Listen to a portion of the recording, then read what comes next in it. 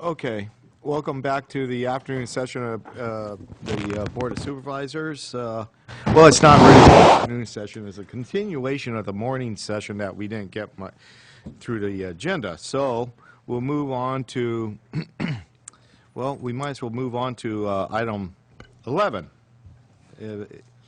Ray, you want to introduce that and then? Sure. Yeah. This particular item was brought to us by your board of directors, Supervisor Munzer and Supervisor Barrios. This is a discussion on the Bureau of Land Management final EIS for Clear Creek, and adopting a resolution approved protest letter setting forth county's objections to the final EIS and proposed plan. Okay, Supervisor Munzer, you want to lead us off? I know Supervisor Barrios and you have worked on this. My computer is not up and running for some reason, and I'd like to get there, but go ahead, it should come up soon, I hope. So basically, in BLM's final EIS for the Clear Creek management area, they are once again claiming the roads, that they want to take over the roads. So we wanted to see if we could do a protest letter stating that there are roads, even though we don't maintain them, so they're unmaintained county roads. And then County Council, Barbara, once again, took some of our other issues that we've had with the earlier drafts of the EIR and put it into a form of a resolution and a protest letter. Okay, thank you. You want to elaborate on any more of the other items that besides the roads, or? Well, it's not just about the roads, that's only one part of it. The other part would be in that Can you turn your mic on? the effect that BLM has had on our county, and I think I have brought this forward numerous times, and this is just this is a continuation of that, to make sure that BLM is aware that what they have done has really impacted San Benito County economically, taking away recreation and the enjoyment of our own land.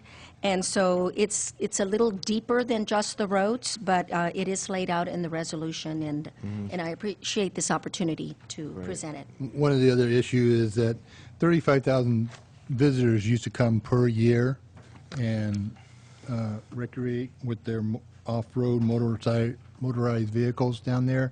And in the EIS, BLM is projecting 5,000 visitors.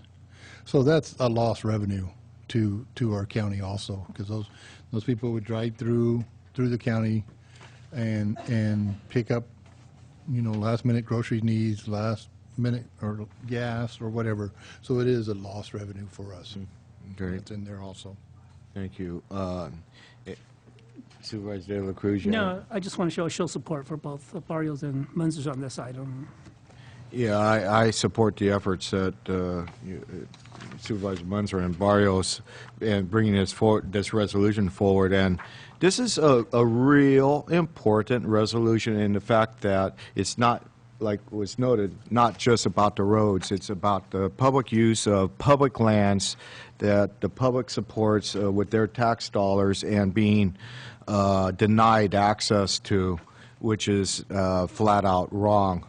And the science doesn't support any health issues or problems, and it does have a profound effect on San Benito County with the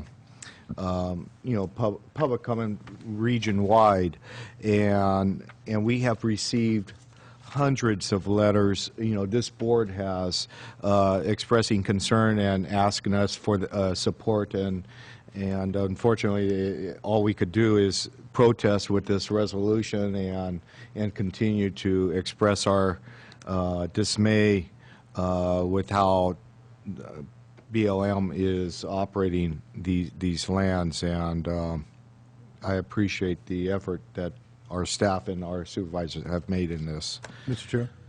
Also, at the state meeting on Friday, there was 2 hours of testimony given, basically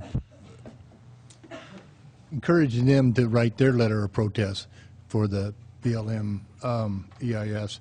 And also, I would also ask this board to direct staff to come up with a resolution for support of H.R. 1776, which is Congressman Farr bill to create the Clear Creek recreational area and also to set aside lands to the Joaquin Rocks Wilderness Area. We supported it last year when he introduced the legislation, so I would ask that we revive that letter, make the proper changes to it, and then staff can bring it back to us again, and we would submit the letter of Yeah. support for H.R. 1776. I think that's very appropriate. Any other comments from the board? With that, I'll open it up for public comment. Anybody from the public would like to make a statement? Or Good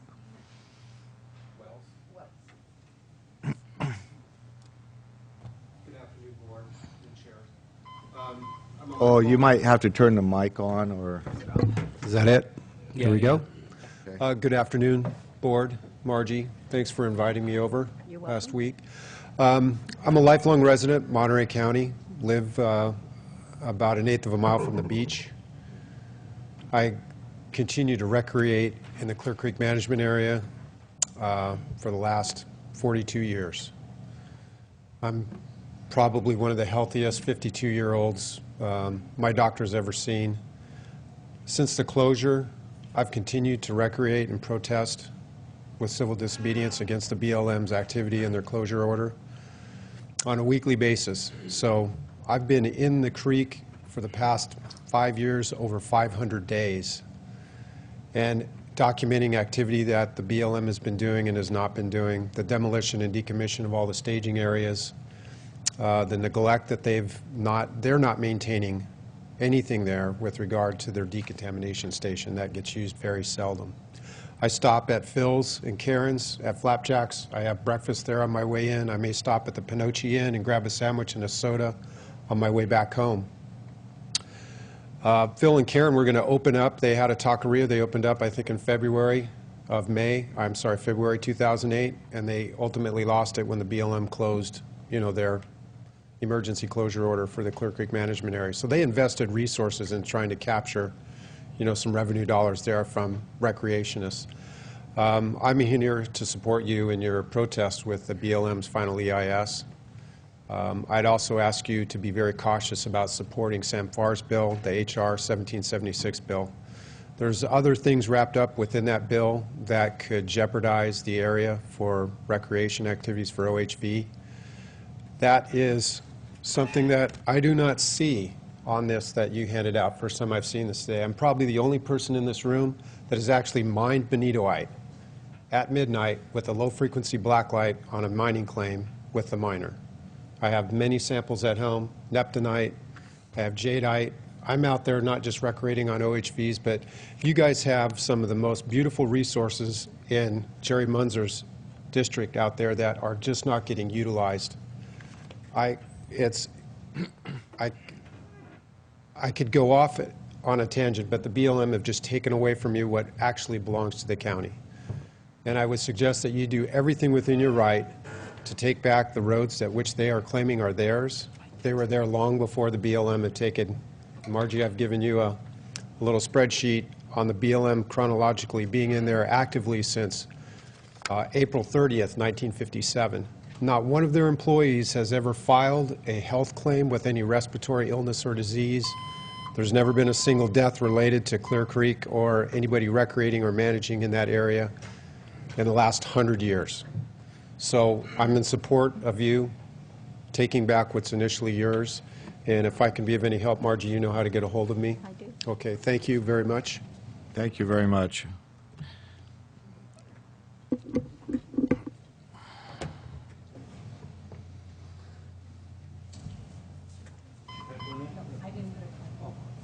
Neither did I.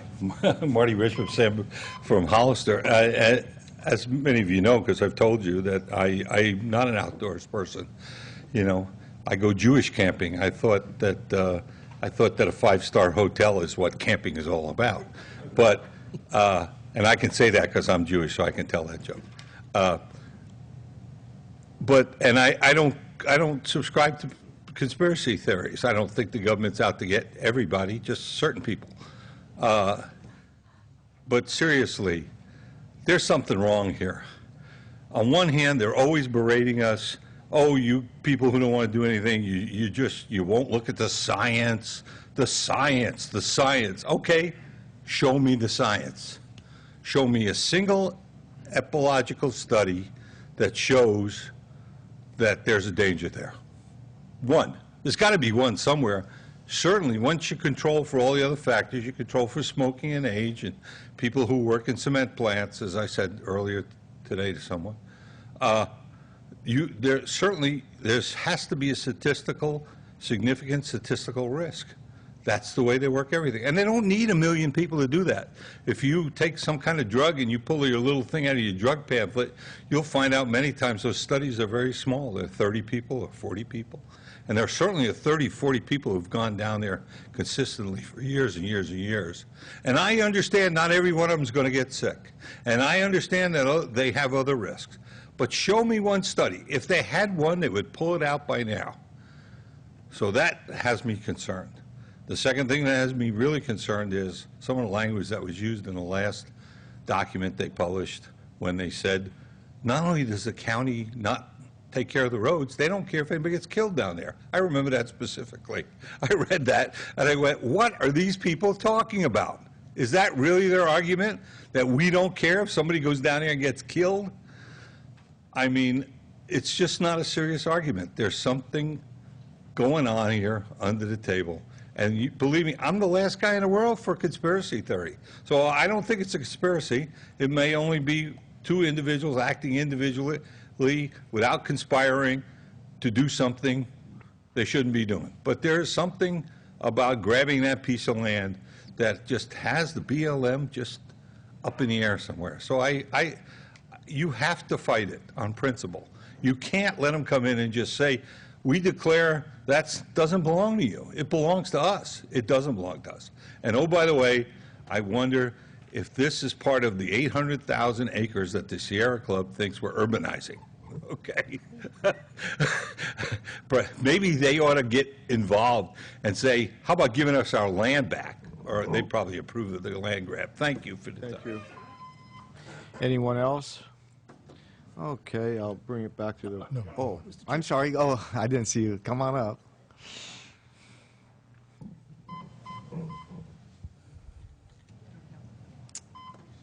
Good afternoon, Mr. Chairman and members of the board. Thank you very much for this opportunity. My name is Deborah Cable. I live in Hollister. I've been a San Benito County resident for over 25 years. My first remembering of entering into San Benito County was taking a drive out here and going out into the country. Went out to the beautiful lands of New Hydra. We were in our Nissan 4x4 truck. To me, it was one of the most picturesque places. I immediately started thinking that this is like Lassen. This is absolutely gorgeous. It was some of the most beautiful places for birding. We took our mountain bikes out. We got on our mountain bikes and we were able to mountain bike in different areas that were just open where we didn't even see another person. But what we did see was animals. Yes, later on as we were driving, we did see some people that were recreation in other four-wheel vehicles. But we still saw their animals, saw the most beautiful golden eagles. But one of the things that struck me the most was the historic significance. New Hydra is a historic site. It has our history, California history there. And right now, when we are going into one of the most major times of our California history, as well as our nation's history of creating state parks. In 2014, it'll be 150 years of the creation of state parks. During a time, President Lincoln in 1864, during a time when our country was torn apart with civil war, he thought, he was a forward thinker, we had to put lands aside that best represent our natural and cultural landscapes. Even though this property is not part of a state park. It is part of California's natural and cultural landscapes. It best represents it. It also best represents San Benito County. It is one place where I think one of the speakers had just mentioned that he's found one of our most precious stones, which is our state stone, which is only found in San Benito County, benitoite. I encourage you, and I hope and support you, this letter, to go to BLM. Please leave those lands open for people to recreate. Please leave them open for they can take their families to go out to hike, bird watch, or even see the most beautiful, spectacular wildflower season, or even to connect with what is our California history. Thank you. Thank you very much. Anyone else? Seeing none, I'll bring it back to the board. Mr. Chair, I'll move to adopt resolution number 2013-34 and approve the protest letter setting forth the county objections to the final EIS and proposed plan. I second. All those in favor say aye. Aye. Aye. Opposed? Hearing none. And we'll move on to item, let's see, that's Number done. 13, We Mr. moved 12 to the back. 13, Seo Espinoza. Thank you, Mr. Chair. Yes, this particular item was brought to your board after discussions through the Intergovernmental Committee as well as through a stakeholders committee discussing the possibility of looking at either the consolidation of safety services or contracting services. And what basically came out of that was the request to your board to go out to proposal to the sheriff for safety services that encompasses the entire county or within the city jurisdiction, as well as the city PD for some of their services for patrolling. So basically today what we're doing is coming to your board to allow myself to request proposal to both the sheriff as well as the City of Hollister Police Department, and Supervisor Margie Barrios as well as Supervisor Jaime de la Cruz did attend that April 18th meeting. So I don't know if you had anything further to add to that. Okay. I do, Supervisor Mr. Chair. Barrios. As part of the intergovernmental, that is one of the things that we are exploring, as the board well knows, that we're looking at consolidation, any way that we can save money, provide better services for the county and the city, and this was one of the biggest efforts that we will make, just like fire. It's going to take a little while, but I think it's worthy of discussion. We've done this in the past. I believe it was in 2011 where there was a survey done. It didn't pan out, but I think we probably went about it the wrong way. We had a study done, but it didn't bring in all the stakeholders together to discuss, and that's what happened at that meeting on the 18th, where both sides, they were representing the city, the county as Board of Supervisors, the City Council, and the City Police. Everybody spoke, had an opportunity to see where we would benefit the most, and so now I think going forward with a proposal is probably the next best thing. It wasn't done that way before, but I think this may just give us the answers to the questions that we have. Is this feasible? Is this something that will work? And this is a way to find out. So I support it. Supervisor de la Cruz. Thank you, Mr. Chair. I totally agree with Supervisor Barrios, and I'd like to thank Supervisor Barrios and Ray and Sheriff Thompson for being there, and also for the City of Hollister Police Department for being open-minded on working together and seeing where a proposal, where is the best use of our resources. And thank you, and I totally support the concept. Thank you, Mr. Chair. Okay. And any other, Supervisor Rivas? I'll hold my comments. Okay. The only thing I have a question in my mind, because reading this and it appears that we would be entertaining to contract with them for sheriff's protection. What was discussed in the meeting was we're trying to be fair about this, I think ultimately is what the discussion came out. And really, it wouldn't be for all sheriff's services because there are statutes that we are obligated, the county's obligated, the sheriff's obligated to provide. And some of those services, an example would be the deputies that are handling the courts, the jail, for instance, corrections. So there are some things that the police department would not be able to supply any services. I think ultimately what it would be pertaining to would be patrolling services that they do currently within the city limits. And again, the proposal is going to be, that's what they're going to be providing for us, what they can provide. There's other things too. We had Joe Paul there as well to just looking at the monies, because there are grants and other things that pertain to this. So there's a lot to it. I think with the proposals, and there's going to be some more homework and some more discussions along the way. So that Yeah, that's the sense I got, and this is my concern. And I do have a concern. I may be just one person concerned about it, but I honestly think that the only way this works is if the City of Hollister has the desire to contract with the county to provide patrol services similar to the City of San Juan that we do at this point in time.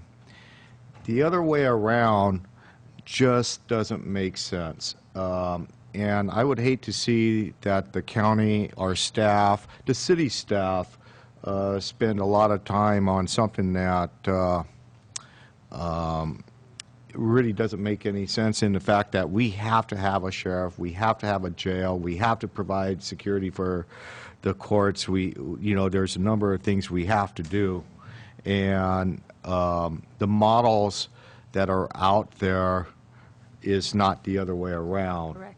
And the city wants, I really believe that there's a tremendous cost savings to the city to the effect that there would be additional boots on the ground if we went that direction. Going the other way, I don't think it works, and I would hate us to focus too much effort and time to even entertain that. Mr. Supervisor, Chair. Oh, I'm sorry. I'm sorry. Supervisor Rivas? Yeah, and I agree entirely with what you just said. I think, my disappointment in the way fire was handled was that we didn't get the whole universal picture. What would it cost for CAL FIRE to take over all the services in the city and county? In my opinion, that was the best option. And I'm not willing to do this unless we get a universal picture. If we can look at what it's going to cost, or get a feasibility study, that can talk about what it's going to cost for the city to contract with the county, so where the city of Hollister could do the patrol services, that's fine. But I also want to know what it's going to cost and what it's going to take for the county to take over everything, because I believe, I'm with you, Mr. Chairman, that is, in my opinion, could amount to, or have the opportunity to have a lot of cost savings for both jurisdictions, the county and the city. But I'm not willing to move forward unless we get the commitment from the city to get over this whole local control stuff and drop their guard, and we've got to sit down as local governments and do what's best for taxpayers. CEO Espinoza? Yeah, I'd like to answer that. Yeah, and that's what we're going to be doing on the proposal with the sheriff. The sheriff is going to be providing services for for everything, for all services, which includes the city jurisdiction. Okay. Supervisor Barrios? Yeah, and I just want to add that in our CAO spoke about fairness, to have both sides of the table be able to present something. And don't forget that the council directed the city to go, or the police to go out and present a proposal as well. So I think all of your concerns are going to surface, because you're absolutely right. There are no models out there where cities have taken over counties.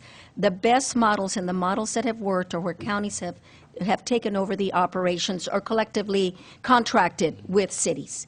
And so I think you're right. I think that this is what's going to happen. That's why we're going this direction, and we're going to be finding out that that it has a lot of merit, what you have said. But until it does, we have to be open-minded, and we have to hear both sides. Okay, thank you. Supervisor Munzer, you have anything? hold on. Okay. I'll entertain comments from the public.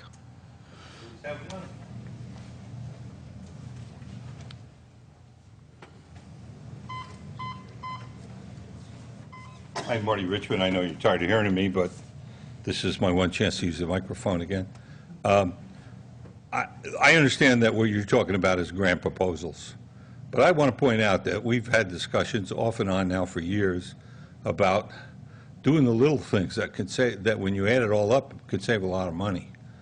And you know, one of the problems with having grant proposals, and I'm not opposing this, let's have one, is that all the little things that could be done get pushed aside again for the 15th time. I've discussed them at length here and talked about, you know, going down and looking where we're duplicating within without even affecting patrol. For instance, I've recommended to the city that they buy into using your automatic gas pump station that you're going to put in that does it all, you know, so their police department won't have to stop and fill out a bunch of chits and forms. You know, put a little IR tag in your car and it identifies whose car it is, gets the mileage down, all it does it all automatically, and that means more time on the ground for the police department.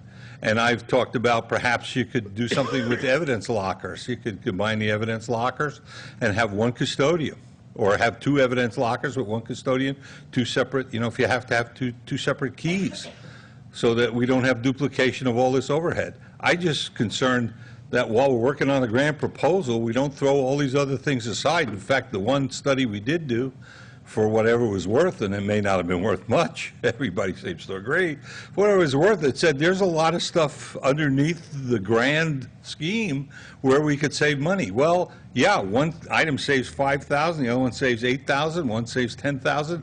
You add them all up, it comes out to a lot of money at the end. And I just hope that you encourage people to bring that forth, not just a grant proposal, but a piecemeal proposal, and say, you know, here are the things we can do without changing the patrol, without changing essentially the coverage, but all this overhead money, and reduce overtime. Let me repeat that in case somebody missed it.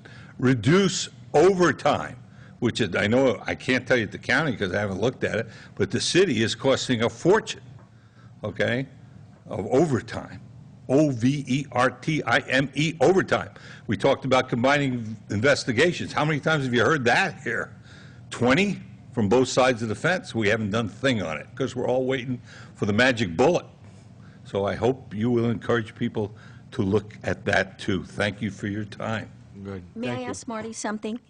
Marty, did you say grant proposals or grand? Grand proposals. Okay, because grand, okay. I wanted to make sure that there was not a misunderstanding here. But yeah, Marty brings up a good point, and that all these little details, and those were talked about at the table by both the police side and the sheriff's side. So there's a lot of discussion, so that will be coming forward. Okay, thank you. Anyone else from the public?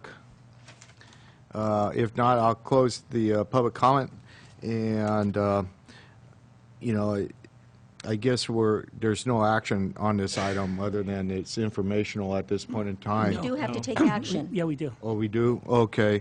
Well, before we go to that action, you know, as one citizen, I'm not thrilled with, you know, the level of police protection or sheriff's protection out there, and I think the only way to resolve it to be better is through consolidation and mutual cost savings that would put more people out on the street. And hopefully, when you call down to the police department or the sheriff's office, you get a person that you could talk to, and you could get an officer if you need one on the same day that incident happened, and things like that. And I think we've all would like to get to that point again, and we're not there. And so, you know, I'm going to maintain an open mind, but at the same level, I think I expressed some of my concerns for you to work on. Yeah, Mr. Chair,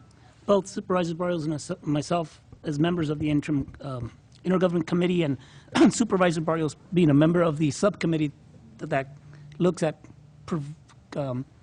providing services, consolidating services, how to eliminate duplications. We get the message, we understand, and that's why we're asking for a very generic statement, request a proposal for safety services, because it is inclusive of all those ideas and concepts and concerns that you have. Okay, all right, thank you. I'll make a motion at this time unless there's other questions, Mr. Any Chair. other comments from board? I'll second that motion, Mr. Chair. Well, let me go ahead Oh, and sorry. make my motion that we allow our interim CAO to request a proposal from both the sheriff and the City of Hollister Police Departments for safety services within the county. Okay. Now you Second can- it. There you go. Okay, all those in favor say aye. Aye. Opposed, hearing none. And we'll move on to item 16. It's 15, I 15, believe. We're at Mr. 15.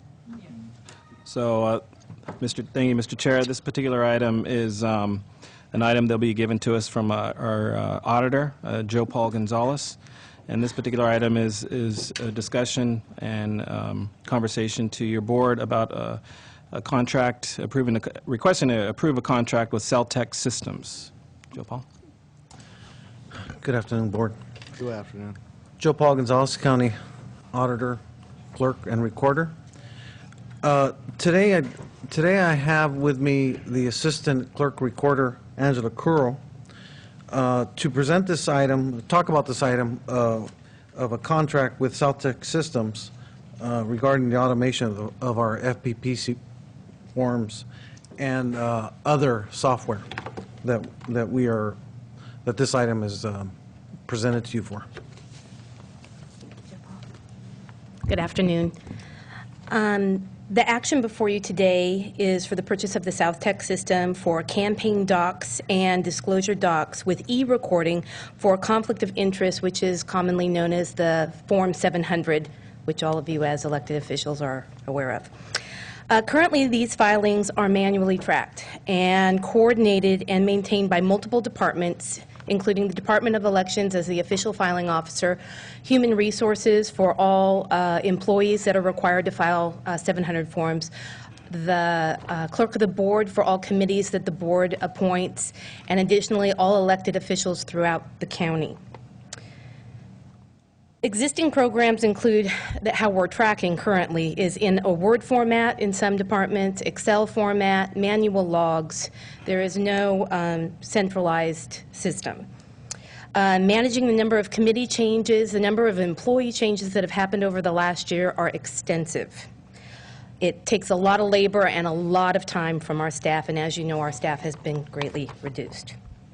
The Celtech system will provide a single database management system which will automatically notify all new employees, committee members, or elected officials upon taking of office. It is an automated system and database that will notify them of annual filing requirements. Also, when they leave office, it'll automatically notify them through email. Now, not every district is, or every person is email savvy, but so there is a manual system in backup for electronic. However, the main system is an email-based system.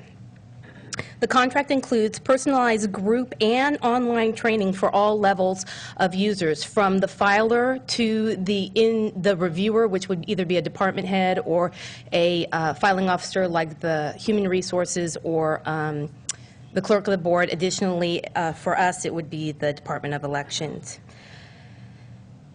Correspondence are tracked in this system automatically. We're mandated by law to track all correspondence with every filer, and if a filer fails to file, we have to report that filing to the FPPC. We have to give a summary report of every phone call, every email, every letter, and this system does that automatically. It also provides for an online filing system, which is an e-filing for filers. It tracks your historical filings. So that would mean if you go to file next year, you could automatically pull up your filing from last year and amend it without having to start all over again. Also, it reviews those filings automatically before you submit them to your filing officer and would flag any issues or conflicts instantly. So as a filing officer, we wouldn't have to go in and make sure every schedule is attached. It would automatically do that for us. It also automatically will create a form system for redaction. When we post financial campaign filings on our website during campaign periods, right now we have to manually copy, black out, rescan, file name, post on our web. This system would automatically generate that into an electronic system that goes right up to our website. The overall savings of this system in the first year will be approximately $40,000 in staff time. Over the next 4 years, over the first 3 years, it'll break over 100,000, and over the next 4 years, it'll be over 150,000. Additionally, it reduces the paper storage required by statute from a 7-year period to a 2-year period, which, as you know, space is a commodity for us right now. We anticipate, based on other counties' results and the increase in on-time filers, of going from a 25% on-time filing right now to a 90% on-time filing. The number one problem with on-time filing is knowing who the new appointees are of positions, committees, or commissions, because we do not have a single database system. It's all done manually. South Tech does provide for a sole source conflict of interest module that automatically will generate the biannual review and code amendment requirements that the board is required to review every 2 years. This will benefit not only the clerk of the board, it'll help with county council in generating and human resources in generating that exhibit attachment to your resolutions. In addition, to our knowledge, there are only 2 electronic approved FPPC filing approved filers for online filing. So this would be where you electronically file and then it's allowed to go up to the FPPC. The FPPC has only approved 2 online systems. One of them is the South Tech system. The other system is NetFile. After doing extensive research of other counties that have this system and also piggybacking on the formal RFP process with the State Compensation Insurance Fund, which had a formal RFP in December of 2012, and they just finalized it in February of 2013. We piggybacked on that because they are the only 2 online vendors that the FPPC has. This is a one-time purchase that benefits not only the Department of Elections, but all departments within the county that have positions that require filers. It also centralizes the data so it can be reviewed not only by ourselves, but by all agencies within the county. The recommended action of this to the board at this time is to approve the budget augmentation to the Department of Elections and approve the chair the authorization to execute the South Tech contract. I thank you for your time, and if you have any questions, I can. Any questions from from the board? Mr. Chair, Yes. one of my fellow supervisors actually brought an item to my attention that I guess my 700 reports were in the wrong supervisor's section. I believe so, yes. Okay.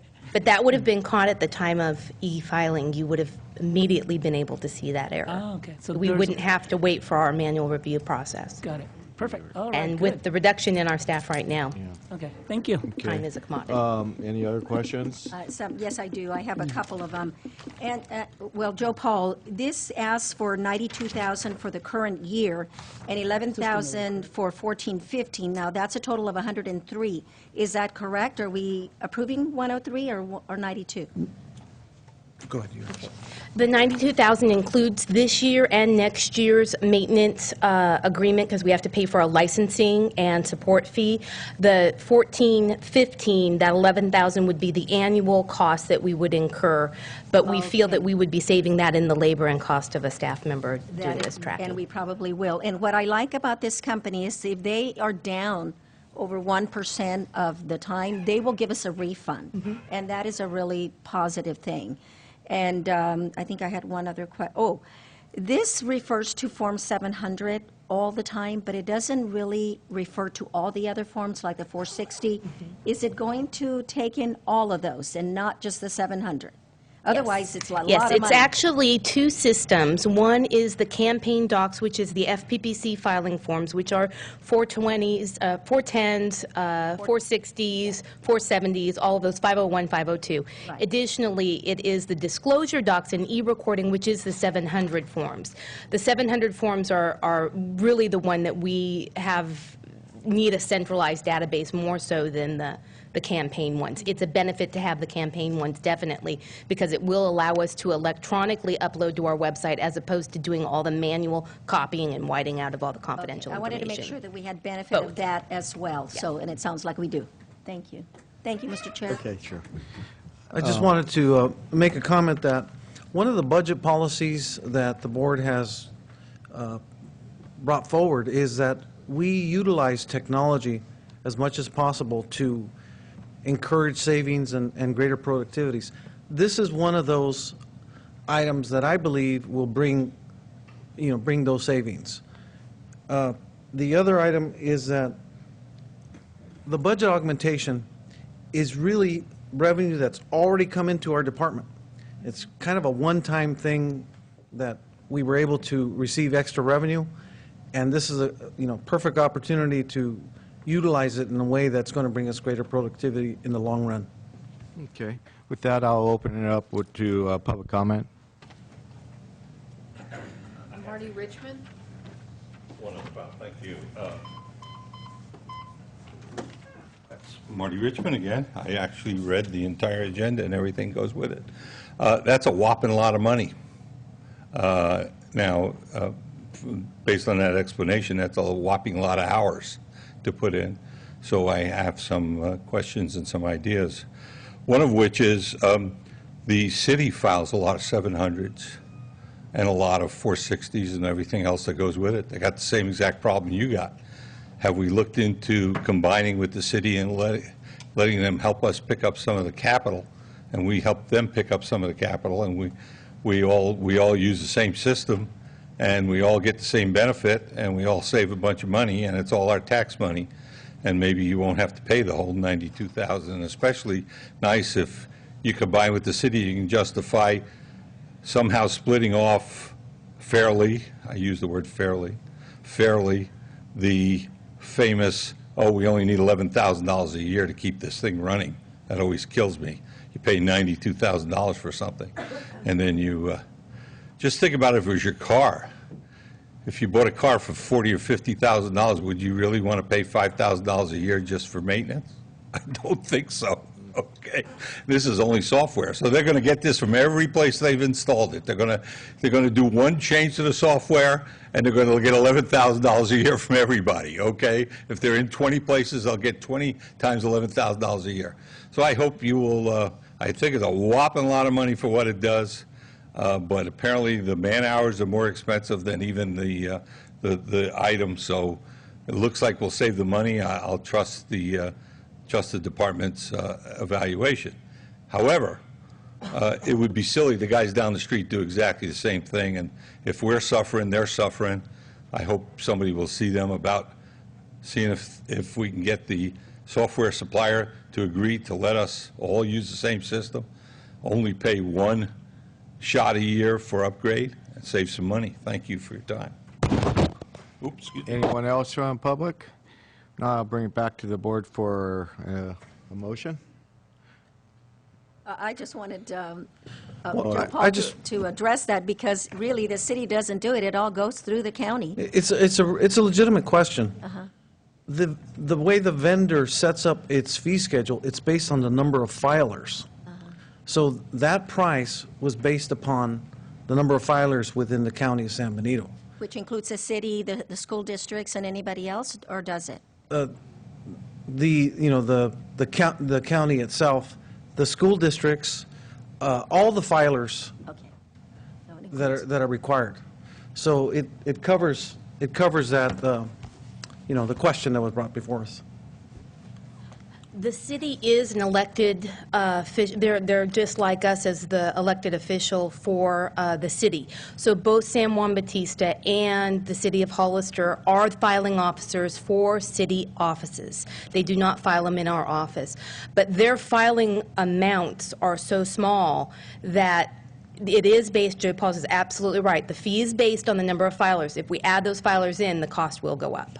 So at this time, in talking to the city clerk, their filing levels are so small compared to what our filing levels are because we have all the special districts, school districts, committees, commissions, and county employees that are required to file. So we're a little greater. At a city that level, you wouldn't be able to equate the purchase of this system. But the share of the costs is what I think what the speaker was getting to, and those districts pay for running an election. Do we have that cost kind of built into what we charge them? Good question. This cost is, are not the filing officer for the cities. So we charge the cities for election services. This isn't an election service. This is a filing officer requirement. The city, as a filing officer, all the city offices, so city council, mayor, treasurer, city clerk, whoever is an elected official has to file at the city level. If we share that cost, the cost will increase based on that, but it is something that we can look into. It just would be an increased cost. It would not reduce our cost. Well, yeah, that's what, it's something worth looking into as far as a reimbursement for our system that we need to have for elections. Yeah. So anyway, that's not, just something to think about. Mr. Chair. Supervisor De La Cruz. Thank you. Make it real quick. I got a letter back in December from the state of California saying that if I would continue to have my committee open, I had to pay $50 for the year, and I submitted the check with my FPPC number on it. Mm-hmm. Is that something that the county's going to also look into charging candidates or incumbents who are for filing? We don't have that charge. Our charge would only be based on late filers of FPPC or 700 forms, and we, based on statute, have a limit of what we can charge, and then we refer it to the FPPC, and they can charge more. Okay. Okay. But in Why doing don't this we- tracking, one of the items that we are looking at is being able to track these filings and who are actual late filers. We will be able to actually impose fines and Okay. get some revenue that way. All right, why don't we take a crack at a motion to approve this item? So we can move on. I like it. I will take a crack at it, but first I have to apologize to Marty because he was right. I just didn't have the whole concept that the city did have the filings separate from the county, so apologies to Marty. But anyway, my motion is to approve the budget augmentation to the elections budget unit 100140. I believe that, 140, in the amount of $92,000, and approve the South Tech Systems contract NTE 92107. Not to Oh, that's the exceed. amount, not to exceed. I'm sorry, I thought that was a number not to exceed. And authorize the chair to execute the contract. And the budget augmentation was for $92,107. Yes, $92,107, not Second. to exceed. Okay, all those in favor say aye. Aye. Aye. I oppose, hearing none. And we'll move to item 12. Thank you. Thank you. And Sale Espinoza, Thank you, we'll move item 12 up. Thank you, Mr. Chair. Yeah, this particular item was brought to your board last month. We discussed it. We went ahead and I brought to your board a letter of intent to support the Alliance. Since that time, the Alliance Board met and they unanimously decided not to move forward. So what we wanted to do is bring this to your board to look at what we can do internally, either creating Yeah. a subcommittee. We also have Maria Corona, our interim Health and Human Services Director, here to discuss with you, I guess, further what's been discussed since then, as well as some other individuals here as well to help out answer any questions that your board may have. Okay, thank you. I asked this be put on the agenda hoping that we were still working towards joining the Central California Alliance for Health, and apparently at this point in time that's not a possibility, and it is very disappointing, speaking from the community perspective, that our health providers weren't able to make resolutions in some of the differences.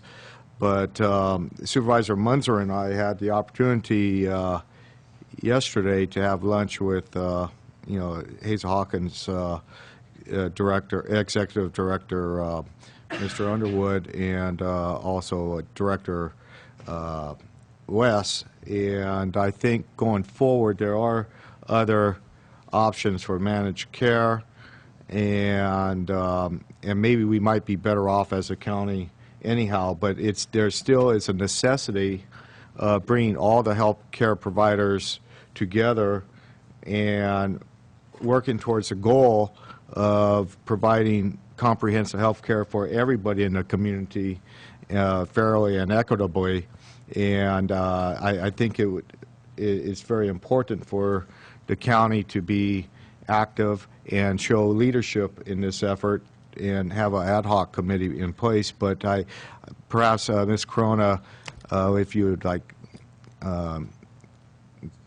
share information that you probably have. Yes, of course.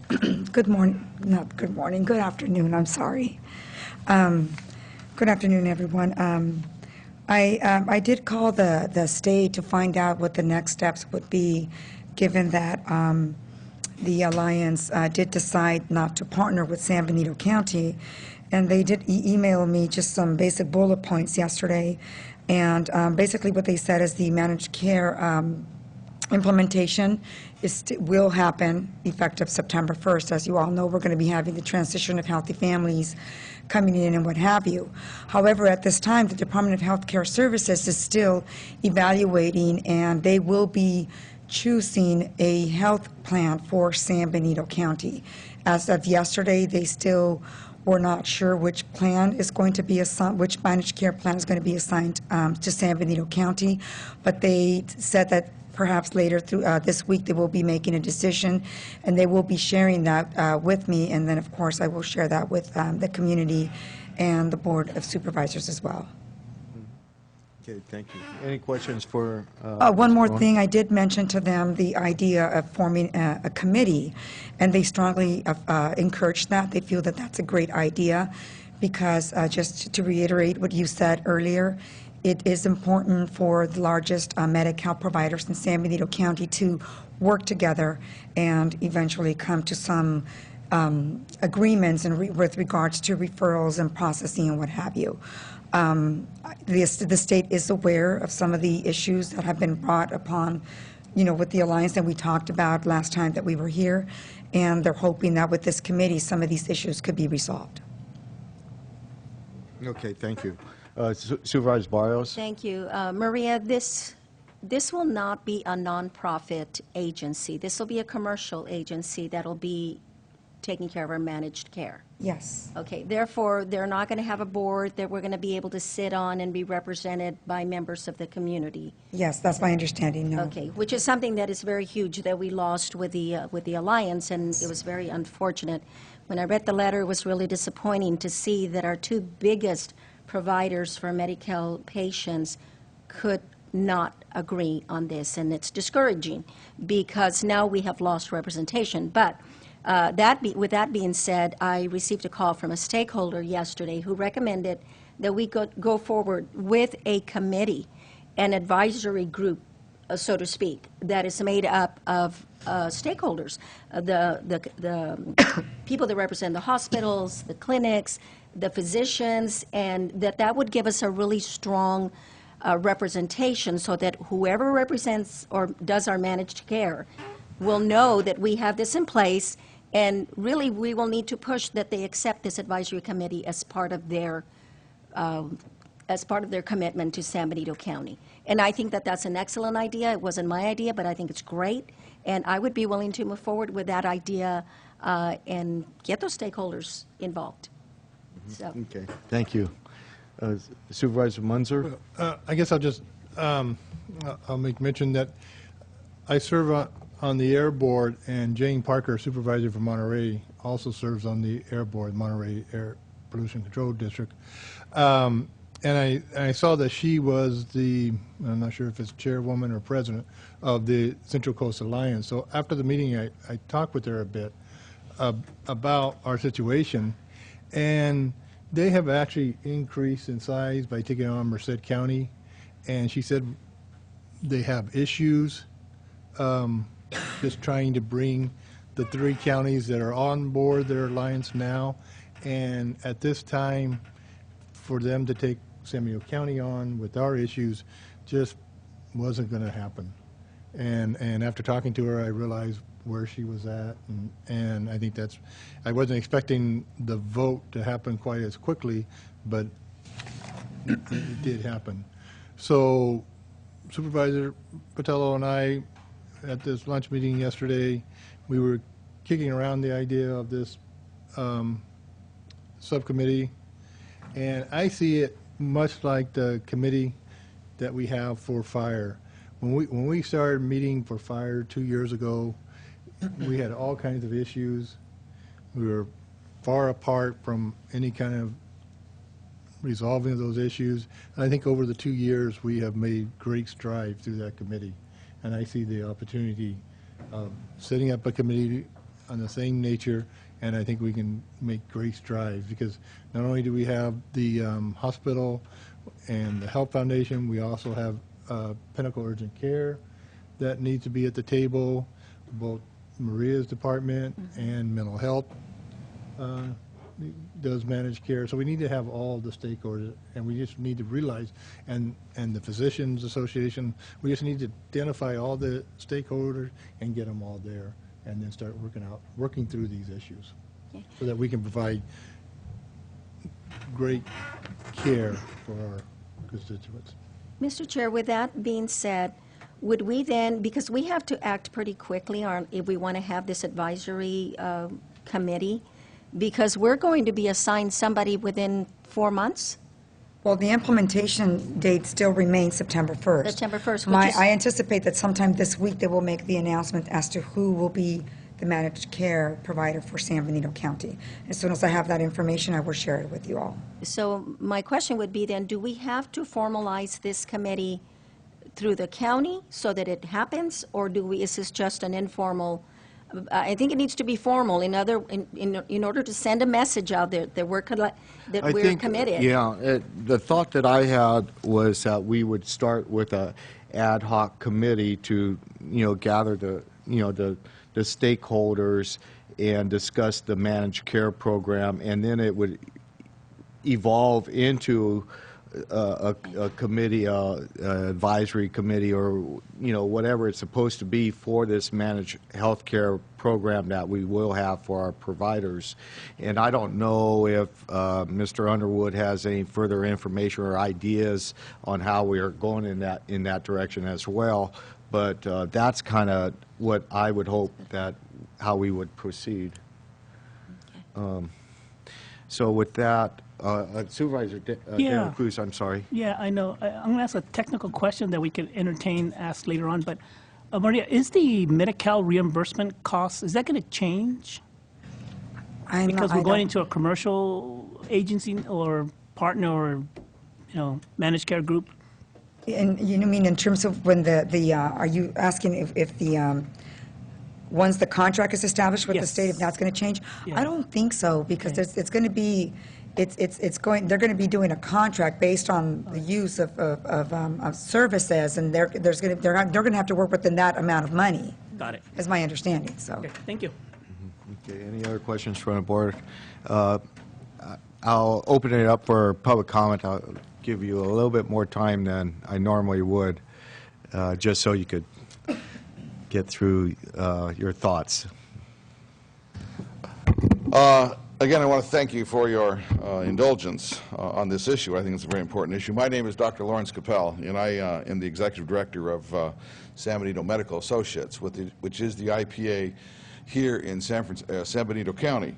And just a little background on the IPA. The IPA, an Independent Practice Association, is a legally developed corporate entity, a professional corporation, which allows it to take what's called capitation from certain payors. Very important in our discussion here. We have been doing this in San Benito County, whether you know it or not, for 18 years. We are one of the oldest IPAs in the state, and quite candidly, one of the most financially successful IPAs in the state. What that says is that the group of physicians here in Hollister, 110 at last count, all of the physicians here in Hollister, by the way, I don't believe the foundation has one on staff right now, but we are providing all the care for Medi-Cal patients. Some people say it's between the hospital and the clinic. I disagree with that. It's our physicians who provide the care to the Medi-Cal patients. So we're familiar with managed care. We're familiar with the likely selected entity to provide the commercial plan in this county, which probably, I'm speculating a bit, would be Blue Cross. Blue Cross obviously is familiar to most people in this county since it's the major payer in this county. All the legal entities, county entities, city entities, are all covered through either a PERS program or a Blue Cross program. 90% of the employees in this area are covered through a Blue Cross program. Everybody uses Blue Cross in this particular area. This IPA is the Blue Cross network in this area.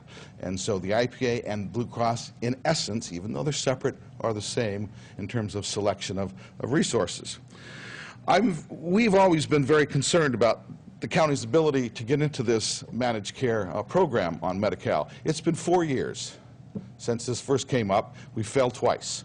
I don't want to get into the reasons for the failure. I don't want to point fingers for the failure, but we shouldn't have failed at all, but we have. The Alliance was a very good choice. They're a very good organization.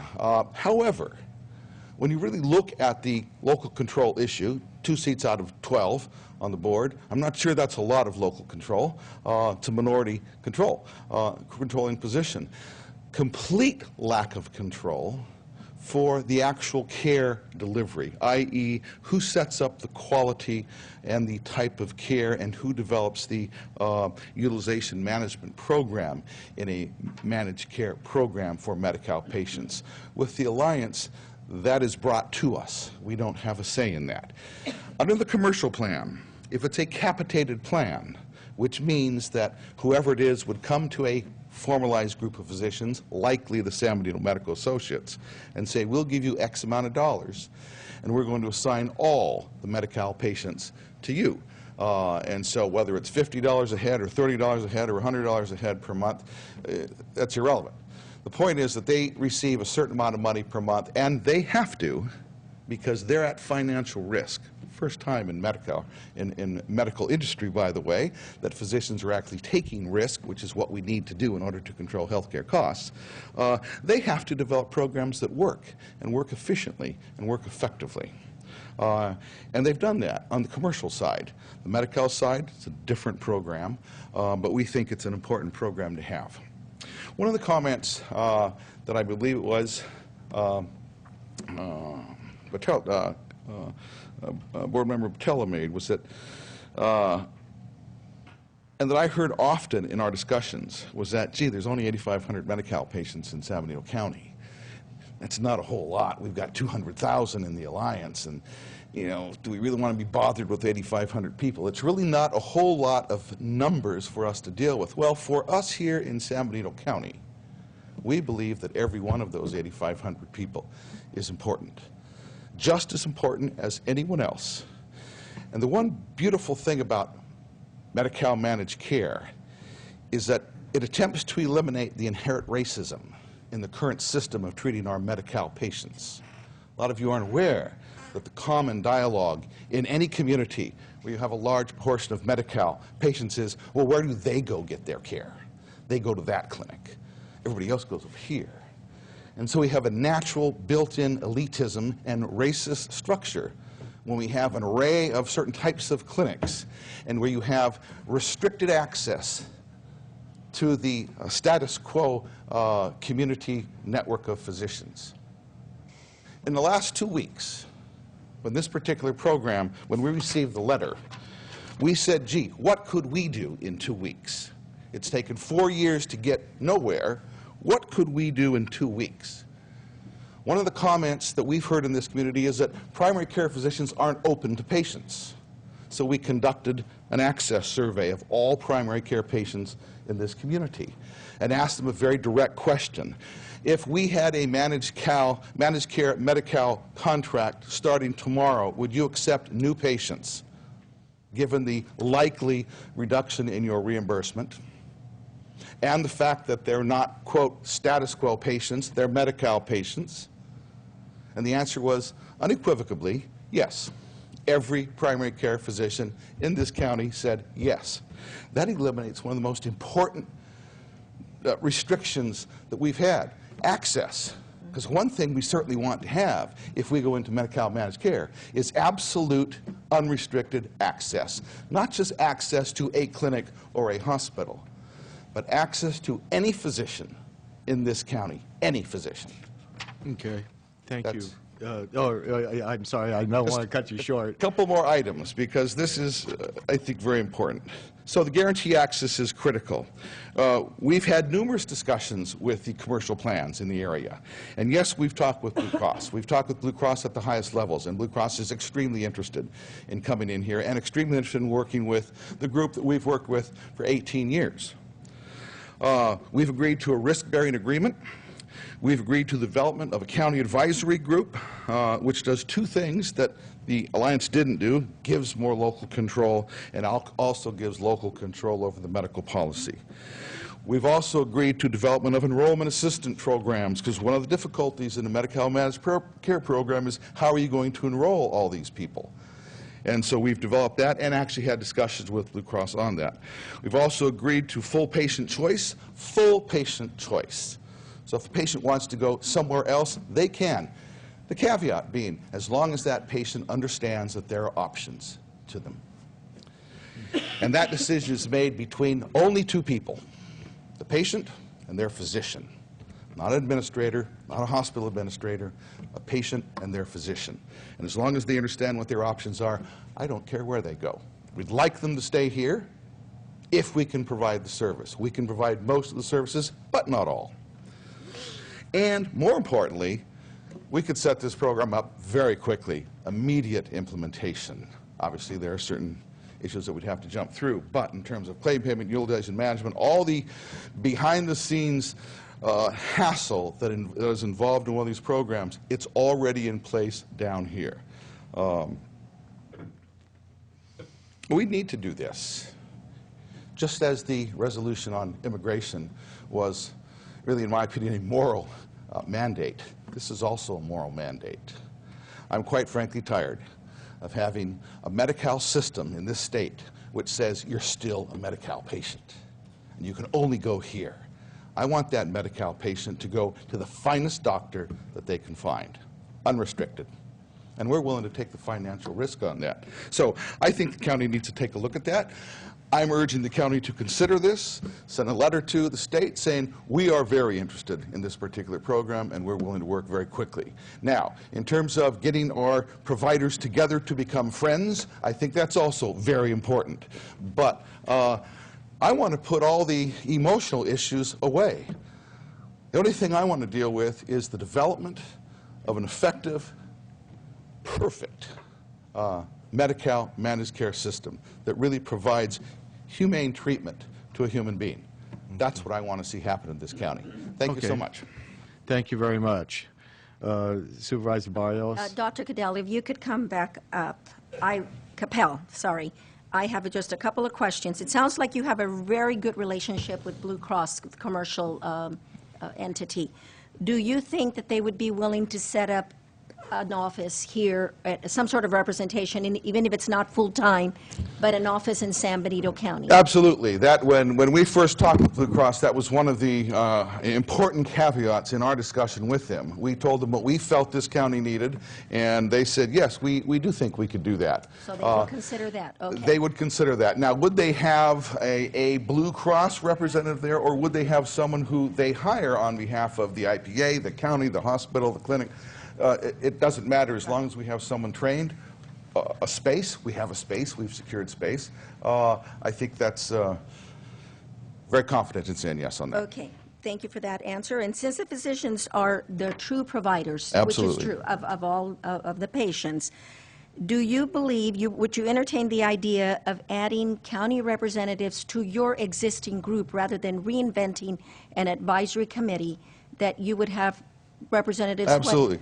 Would you be, you think your association would be open to that? Absolutely. We've talked about that. We've said, look, if people from the foundation, if people from Pinnacles, if a few other entities that might be running around wanted to be part of the group, the IPA, either as a shareholder, as simply an affiliate, and there are two ways to do that. Okay. That's I'm sure that would be no problem at all, as long as they were medically qualified, didn't have any problems on their record, things like that. There's a full credentialing process that every physician goes through. Not every physician is allowed entry into this, and they soon leave town when they're not allowed entry into this group, but there's a very strict credentialing program. I'll tell you why there is. Because to do this in the state of California, we are regulated by the Department of Managed Care. And credentialing is very strict. You're fined if it doesn't go right. So there's a lot of regulations that come down on top of us from other sources, and that's good. Yeah, well, I was thinking more on the level of an affiliate and not as a physician. I think that would be almost a necessity as this thing gets off the ground. Okay, thank you. And Mr. Chair, that may be part of the committee's, this ad hoc committee job, to look into that and see if that is a good direction to take. That's kind of what I had in mind as well, so that's good that you brought that out, Supervisor Barrios. Thank you. Thank you, Doctor. Thank you. Thank you. Anybody else from the public would like to make a comment? If not, I'll bring it back. Mr. Chair. Oh, I'm sorry. Hi. I've been doing that lately. Well, I'm hiding behind the podium. My name's Gloria Torres, and I am an RN. I am the director of the Maternal Child Health Unit at Hazel Hawkins. I have worked with Hazel Hawkins since 1962, since before many of you were born. I have also worked at Natividad, at St. Louis, at Salinas Valley Memorial. I was a consultant for a large corporation, spent 3 years traveling and doing seminars, teaching and training physicians and nurses. So I've, over the years, come in contact with hundreds of nurses. And I just want you to know that the nurses in the OB department at Hazel Hawkins are among some of the very best. They can hold a candle to anyone else. They're very, very good.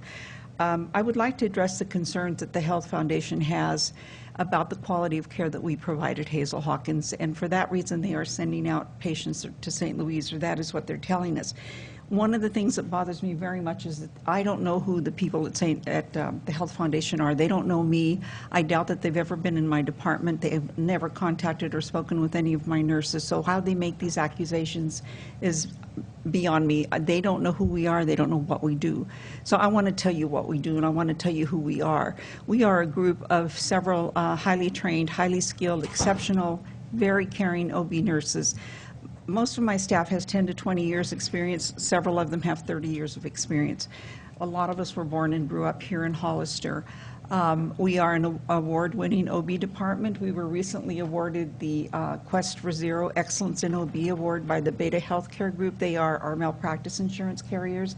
In order to get this award, every nurse in the department and every physician who delivers babies had to take several online lengthy courses, pass them. If one nurse or one doctor did not take the course or did not pass the course, we were done. That was the end of it. They all took these courses. Our documentation had to be impeccable.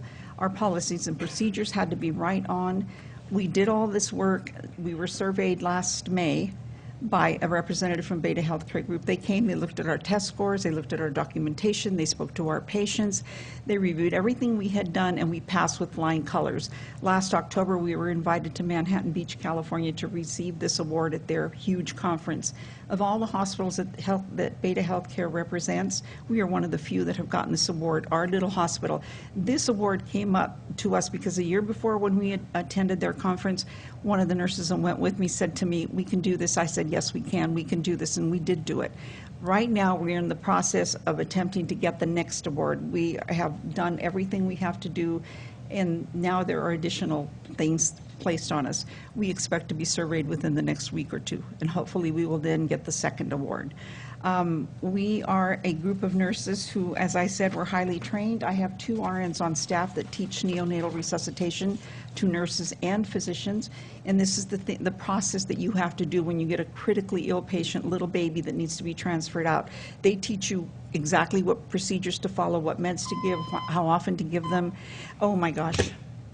Am I done? Yes, or summarize, please. If you All could right. summarize for a second or so. Okay, we give exceptional care at Hazel Hawkins. Our little department looks pretty crappy right now because it's so outdated, but when I take people through a tour through there, I tell them this does not reflect the care you get. The care there is excellent. People that are being forced to leave the county for care are the most vulnerable, who have the least amount of resources, the least amount of finances, maybe not even a car to travel in. They have shown up at our department, wanted to know why they can't come there. They have come there and have left the foundation when they've been told that they cannot deliver here. So we have gotten some. We have physicians, they don't have a physician, but excellent care, excellent staff. I think we all agree with that. Thank you very much.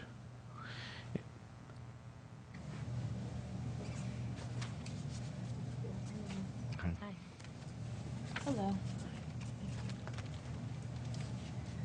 Good afternoon. My name is Darlene DeBrito. I am currently the Director of Diagnostic Imaging at Hazel Hawkins Hospital. I'm a product of San Benito County and Hollister. I was born at Hazel Hawkins Hospital, August 2nd, 19-something.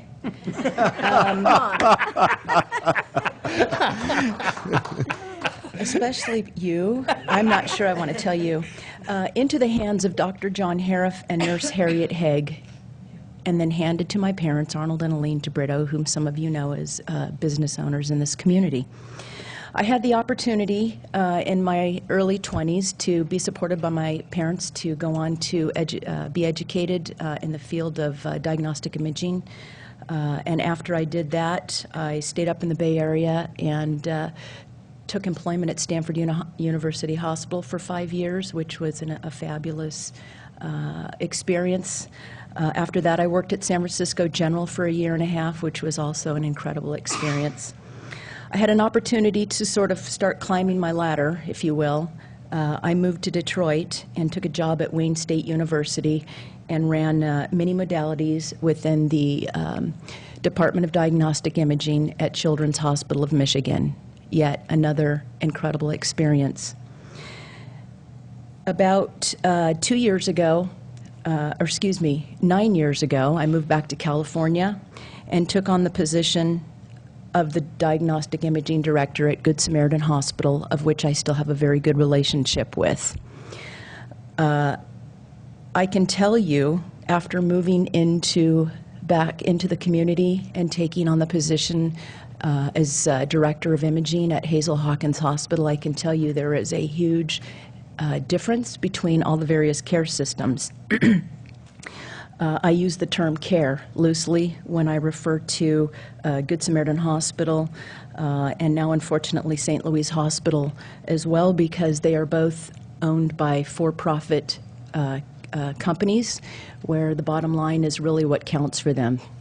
At Hazel Hawkins Hospital, I can honestly tell you that I have 35 staff members.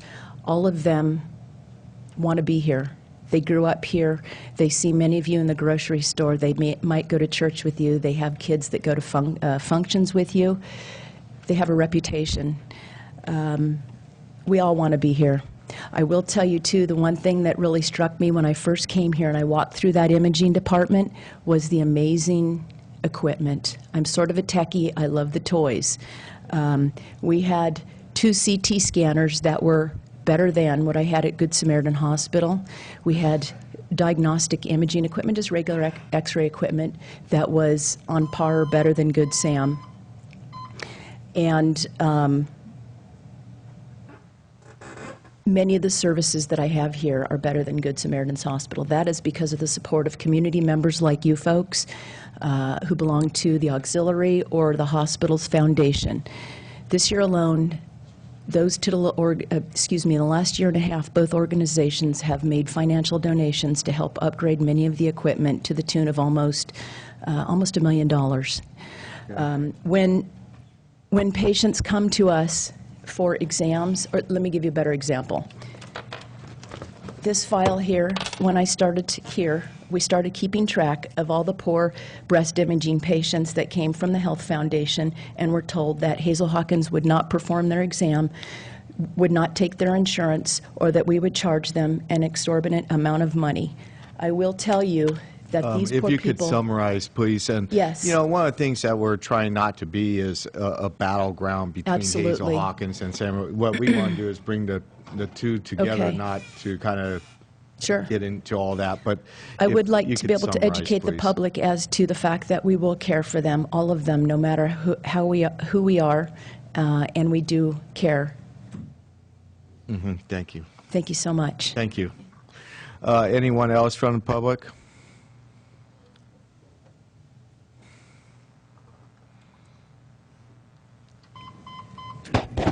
Hello. Hi, my name is Dr. Ariel Hurtado, born and raised here in Hollister. I think I was born under Gloria's watch. Delivered to Dr. Rocco here in the community. Went to school on the Hazel Hawkins Auxiliary Scholarship, paid for part of my medical school. Stayed on at, was at various hospitals at San Francisco, down in Southern California, Long Beach Memorial, Cedars-Sinai, where celebrities are treated.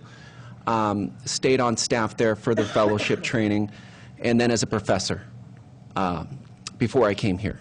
So a big change, but coming back to my roots. So I can tell you that I know a little bit about the community, and I know about the difference that you see when you leave the community and come back. I've been at a lot of high-tech hospitals, high-tech, good reputation hospitals. And I'll tell you this, when I came here, I was just how it was reiterated here. A lot of the physicians, the staff, care more than they do in other communities because they're from here. These are the people that live here. These are the people that work here. And I will tell you this, treating people like celebrities at Cedars-Sinai, you saw more caring and better care was given here than in those type of hospitals. So a lot of times the glitter, the nice buildings, really doesn't equate to better health care. So just to talk a little bit about the care that their people are getting here. I'm an anesthesiologist. I work very, very closely with the obstetrics department. We see every pregnant woman that comes in for an epidural, for cesarean section. As you know, the rates for those are extremely high. We practice on a need blind basis, meaning I cannot, nor will I ever, discriminate based on what type of insurance or who the person is. And me, myself, being the son of Mexican immigrants in this neighborhood, I'm one not in that position to be doing that. Whether these patients have Blue Cross, whether they come in and I know I'm not going to get paid a cent because they're undocumented, they receive the same exact care. Nobody receives any care that's better or worse than anyone else. As far as our department in anesthesia, we have a department that's actually more advanced than Good Samaritan, than some of the university hospitals I was at. Not to bore you with the details of advanced anesthesiology, but we have ultrasound machines, we do nerve blocks, we put body parts to sleep. It's something that's not seen in other hospitals on a routine basis because it does not pay well. But what does it mean? It means I work extra for no more money. So I will cut it short before I hear the little sound. Thank you all very much for allowing me to speak. I think I speak on behalf of all the physicians there. You'll see us there at 7 o'clock, 8 o'clock at night. You'll see us there at 3 in the morning. The care that we provide to our patients throughout the hospital is superb, more so because we don't see this as a job. This is our life. This is our community. It's not something you're going to get in a big town. Thank you. Thank you. Do you have any questions? Anyone questions? No questions. Thank you, doctor. Couldn't sleep. That's why you're an anesthesiologist.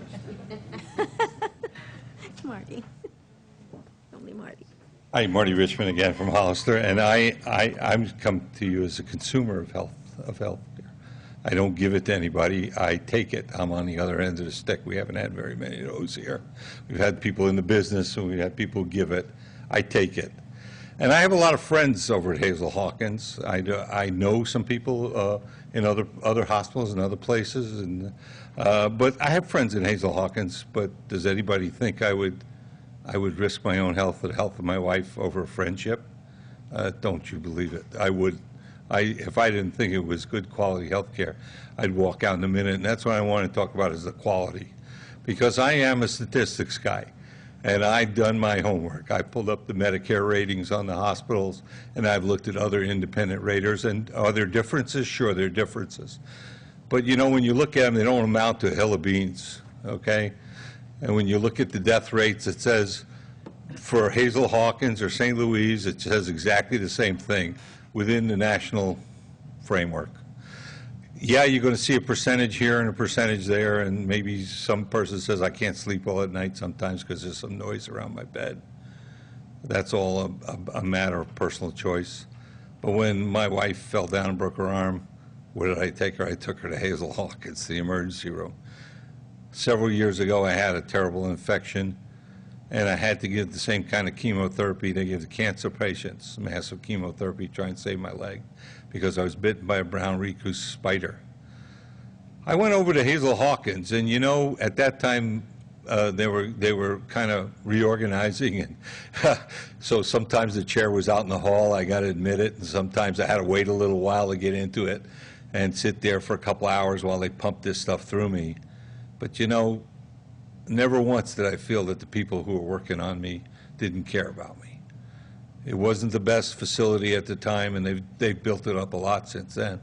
But that was what was important to me. And as a consumer of health care, I moved here in my 50s.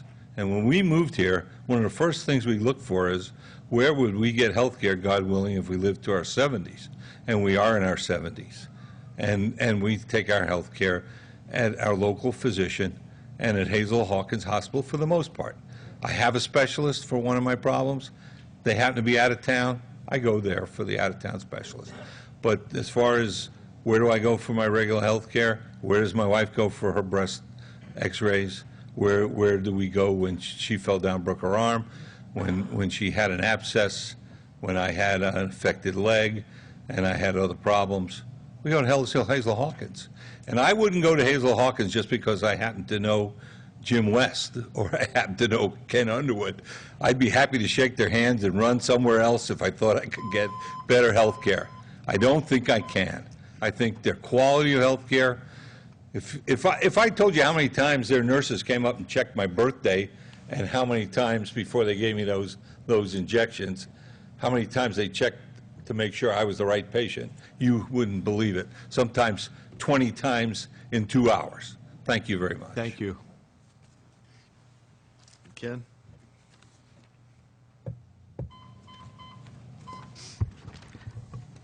Thank you. Thank you. I just briefly want to say that the district supports the San Benito Medical Associates in taking the lead in working with perhaps a new player in Medi-Cal Managed Care, Blue Cross. We support their efforts to collaborate with Blue Cross. We also support the supervisors and hopefully the formation of a subcommittee in a broader text of providing better quality services and partnering with all of the providers in San Benito County, which would be the San Benito Medical Associate Physician Group, Pinnacle Urgent Care, the San Benito Health Foundation, and the hospital, which would be the primary players. So we support the formation of that committee. I think it would go a long way to improving collaboration and cooperation in the county, and definitely we support the physician lead, and they're driving the efforts with Medi-Cal Managed Care, and again, with the understanding and my recommendation that this subcommittee hopefully will transform into an advisory board with Blue Cross, and I think they're very, very open to that. They have a lot of good experience in, I think, about 18 other counties in California in managing Medi-Cal for the state, so I think they're very well qualified to do so. Thank you. Thank you, Mr. Underwood. Anyone else from the public? Also would like to, considering that the hospital is the brick and mortar and about 195 nurses I'd like to recognize during Nurses Week this week. So thank you. Thank you.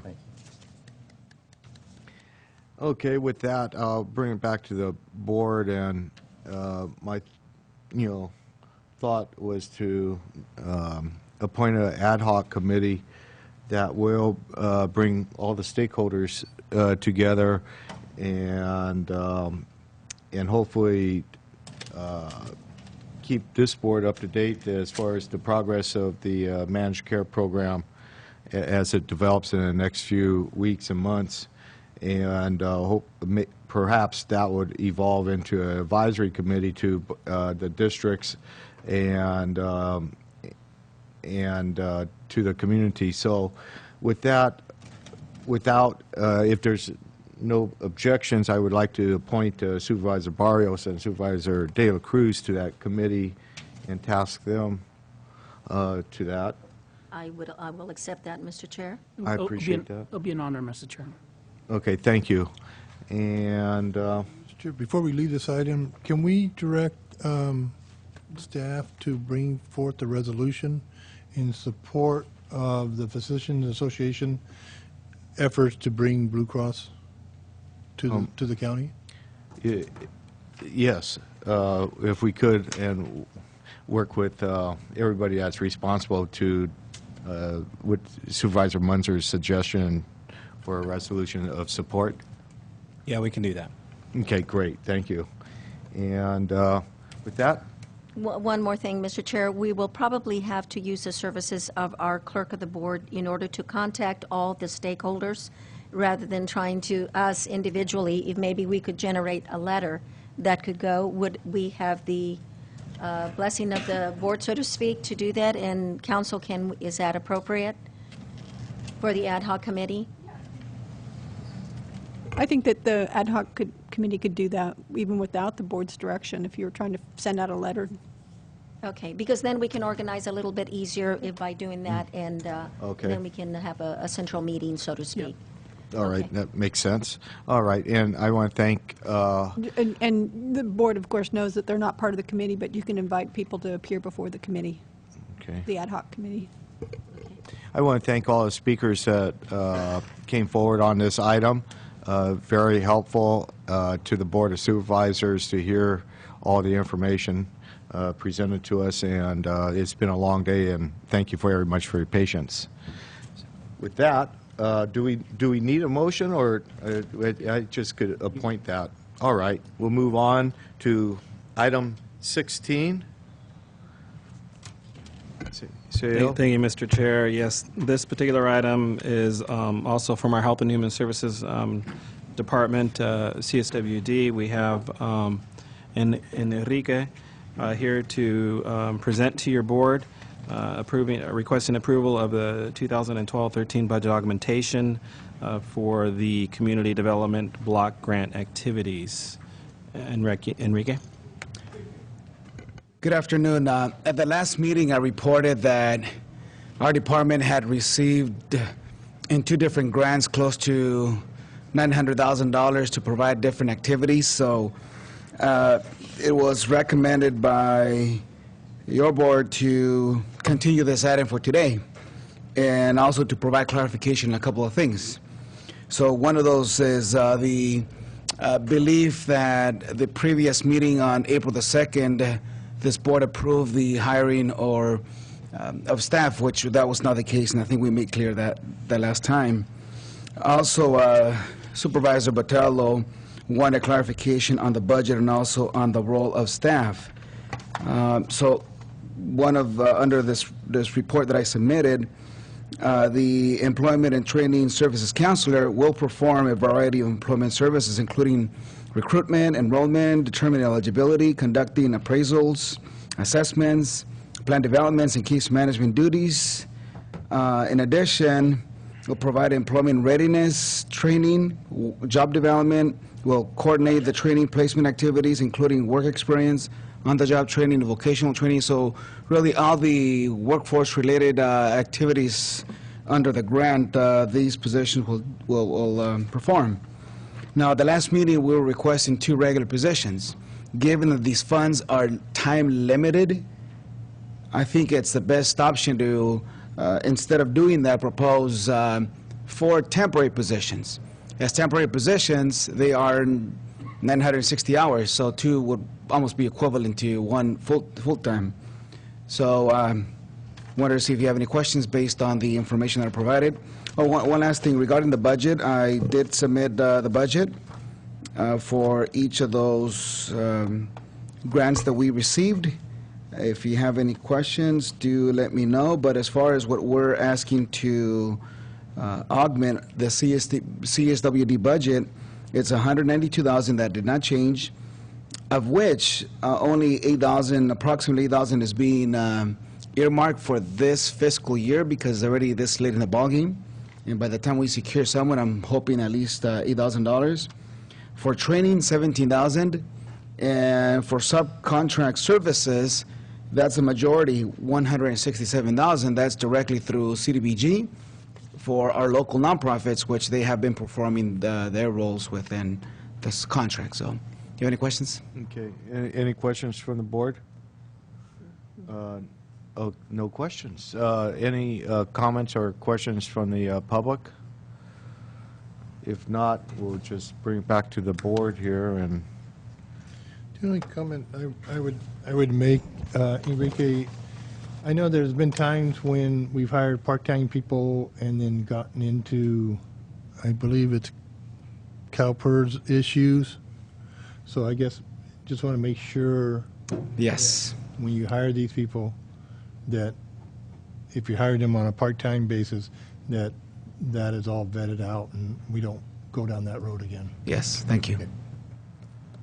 Okay.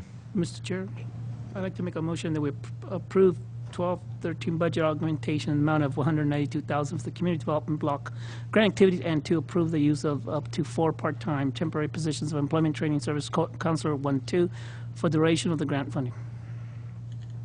No second. Oh, go ahead, Supervisor Munzer. Okay, we got a motion and a second. All those in favor say aye. Aye. Opposed, hearing none. Thank you, Enrique. All right, thank you. Next, CAO Espinoza. Thank you, Mr. Chair. Yes, this is item 17, is an informational item. We are contractually obligated to go through this process and notify the board and subsequently the customers once a COLA is calculated each year on the rates, Recology rates. So Mandy is not here today, but we have Phil, our general manager of Recology, to answer any questions in her absence with regards to the rates. Okay. Mr. Board, members of the chair, Mr. Chair, members of the board, I'm Phil Couchet. I'm the general manager of Recology San Benito County, and as Mr. Espinoza indicated, Mandy wasn't able to make it, and since I am the one that submits the request for rate application, it made sense for me to be able to be here to answer any questions you may have. Okay. Does the board have any questions? Is the increase kind of based on labor costs, or is it fuel, or? The increase is based upon 2 indices, and it's a combination of the consumer price index for all urban consumers and the motor fuel index. So it's a mathematical calculation based upon the indices that are published by the Bureau of Labor Statistics. So it's not a subjective rate increase. We don't go out and look at any particular factor of the business itself. It's just it's a mathematical formula based upon those Bureau of Labor Statistics indices. It's a very, very common way for most solid waste contracts these days to get their year-to-year adjustments. And they could be up or down. If you recall, a couple years ago, we actually had a decrease of over 3% of rates. Mm-hmm. Okay, thank you. Any questions or comments from the public? Seeing none, I'll bring it back to the board for an action.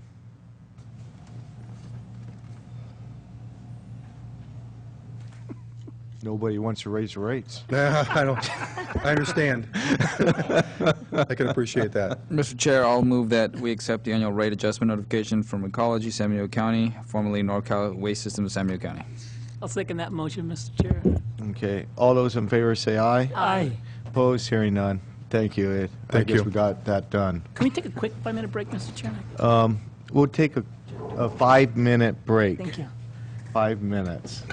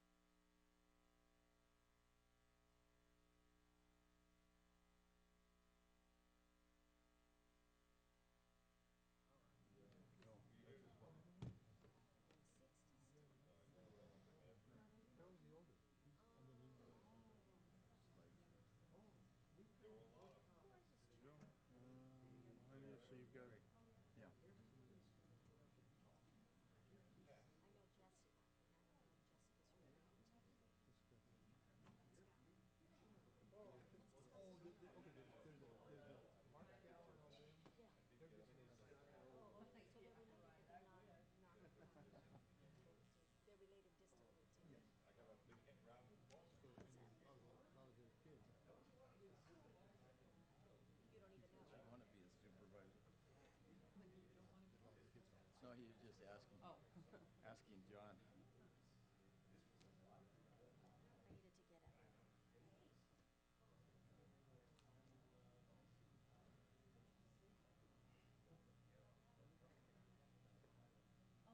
Still awake?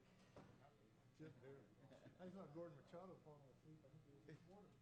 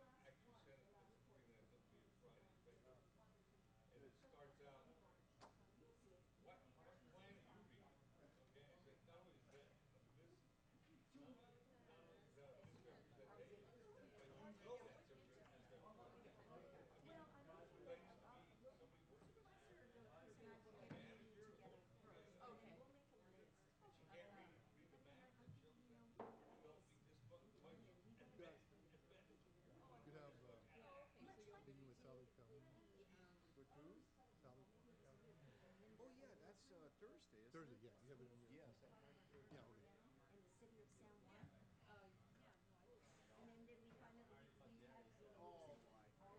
Hey.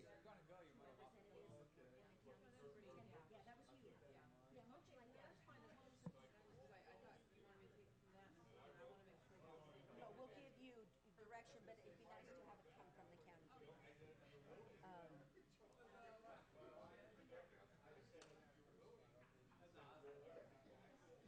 should have driven like you. Oh, I did?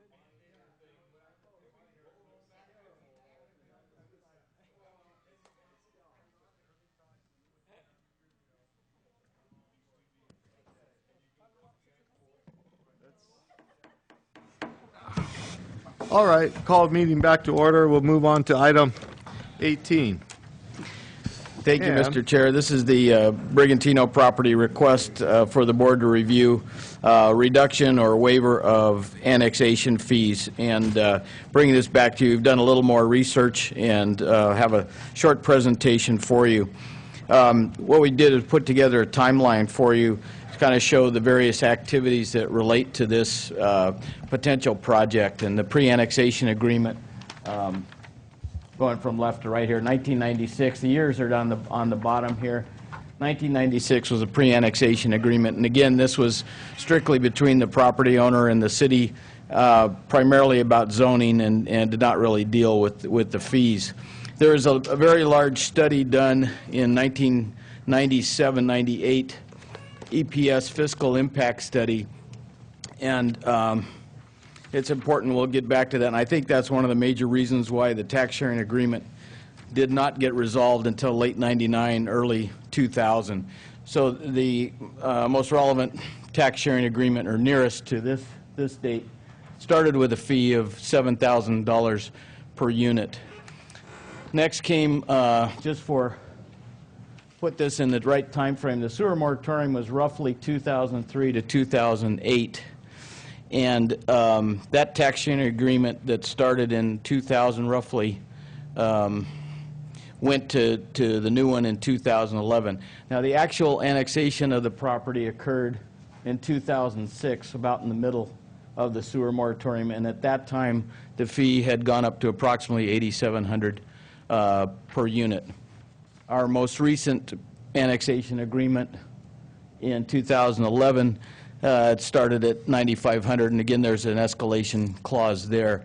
And it's important to note that even if the development were to start today, if they were to subdivide, it's still at the very end of that process, at the occupancy of the home. So the earliest possible time the fee could be due, assuming they started tomorrow and work progressively to get somebody into that home, is 2+ years out. So we're looking at 2015, 2016 before this fee would be due. So we'll come back to this, but it's important to understand that timeline. One second, Gary. One question. If somebody was to start a project today, submitted, the application, and our fees are $9,500, are they locked in at the $9,500, or if they finished in the year 2016 and we have raised the fees in the meantime, do they get locked into the higher fees? You're not sure, Barbara? I would assume that once they're in, but this is an at the time of occupancy of the home, so I'd have to double check on that. One school of thought would be when they're, perhaps at building permit application, not at tentative track map application. We'll go through the various steps here in a moment and show you all those steps, but that's a good question. Supervisor De La Cruz? Yes, thank you, Mr. Chair. Let's assume that they're ready to turn that key on 2002. But for whatever reason, the sewer moratorium comes in, well, we know why. The sewer moratorium comes into play, and the city hall or the county finally gives them to turn the key in 2009. I guess that kind of relates to Supervisor Munzer's question. Do we penalize them because of the sewer moratorium in place, or we assume time has stopped and then time starts after the lifting of the moratorium?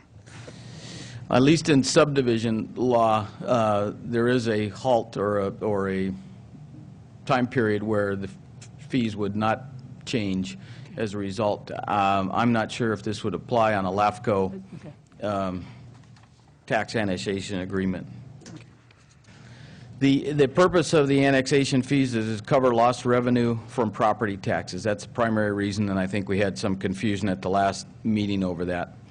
The main purpose of this 98 fiscal impact study found that development produced continual annual fiscal deficits for the city and county, and that study period was 98 to 2010. And based on that finding, it was agreed upon by the city and the county to form this tax sharing agreement. And that's the basis for why it came forward, and perhaps why there was a lapse in time around that 98 time period. The specific purpose of the tax sharing agreement, as stated in the tax sharing agreement, is to assure that residential property annexed pursuant to this agreement shall, upon development, and upon development is important there, provide or generate sufficient revenue over the long term to maintain adequate levels of public services.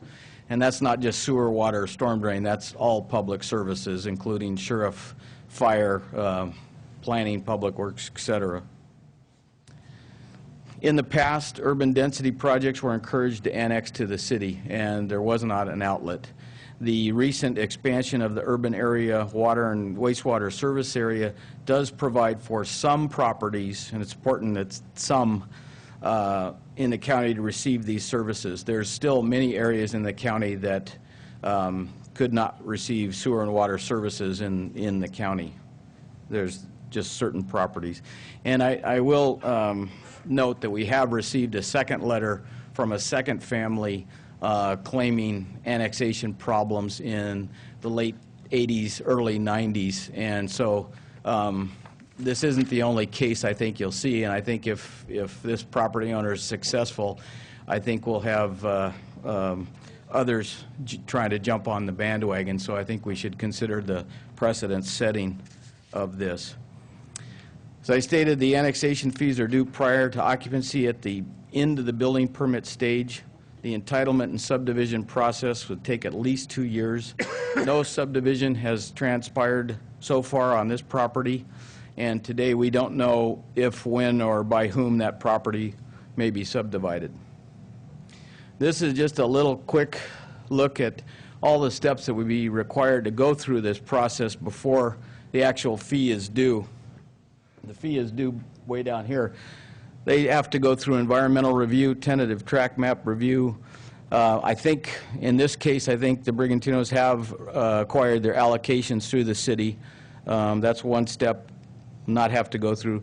Grading and improvement plans through engineering, final track map recordation, payment of fees, building permit process, review, and then the actual construction, clearing, grading, all road, sewer, street improvements, home construction, marketing, sales, getting the real estate department approvals, getting someone to buy the home, going through escrow, closing, and then they're ready to request occupancy, and that's when the fee is due. And that's why I'm saying the earliest possible time is 2015, 2016, where this fee might actually be requested. It's actually required by the city, and then they pass it on back to us. So staff feels it's premature for the county to make financial decisions on an unknown or speculative assumption of subdivision yield at this time. Staff's recommendation would be to either not grant any waiver or wait at least until all entitlements are obtained to review this issue and look at the financial implications. We'll know much better at that time.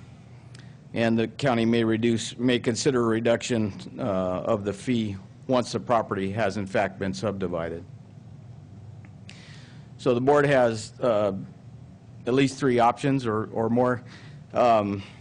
Staff is recommending the first option here, that the applicant pays the ongoing fee at the time that the construction occupancy occurs, and this is currently required for all properties. Second is the decision to reduce or waive the annexation fees could be postponed until the entitlement and subdivision process takes place. Or third, the board could direct staff to determine some reduction of the fee. And again, I have that timeline for you. If the board were to decide on some sort of reduction, they may want to go back to one of these milestone timeframes to look at the fee at that particular time. So that's available to you. But here to answer any questions. Mr. Brigantino is also here.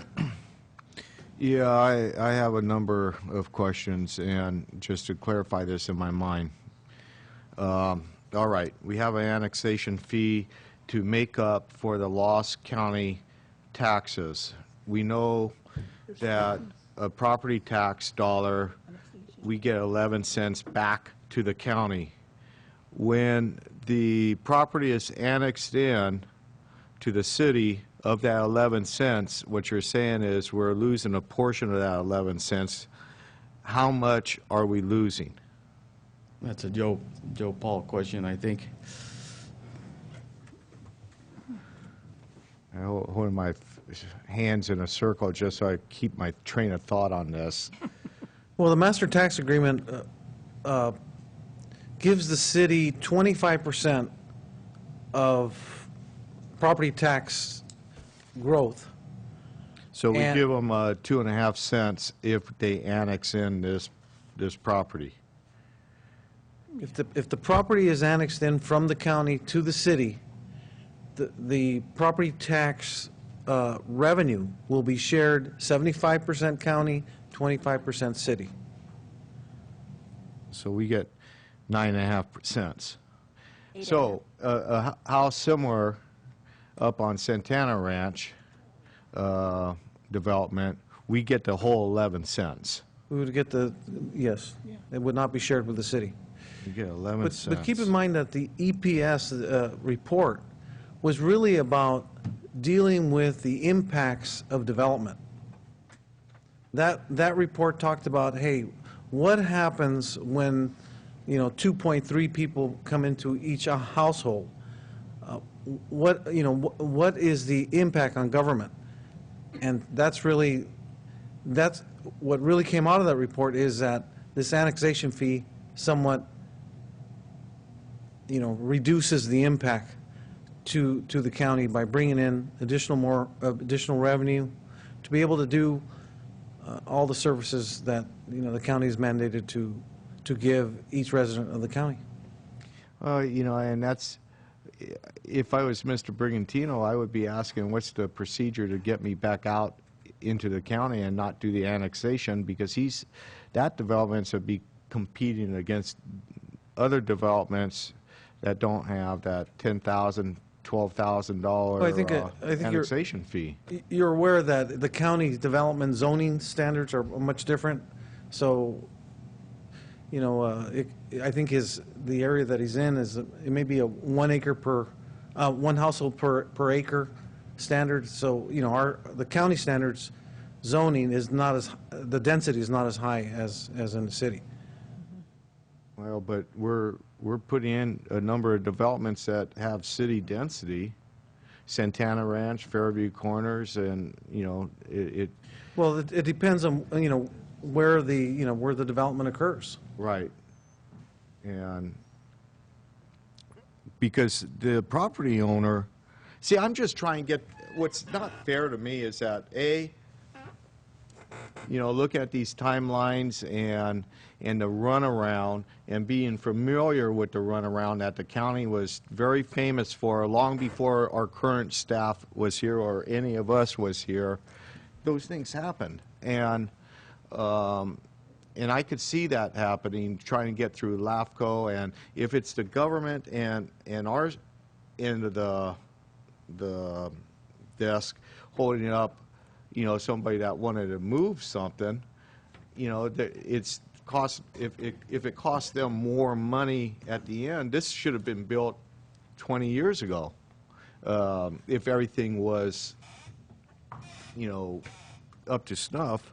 And then, so you have an annexation fee, and it would appear that the property owner would be still paying we would be getting 11 cents no matter what back here. Under the annexation, the city would be getting a portion of that money, and we would still be getting 9.5 cents. But really, by all rights, it's kind of a double taxation.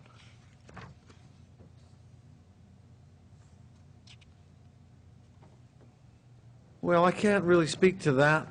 I could, the only thing I can refer to is the actual economic impact fee study that EPS, that the master tax agreements are based on.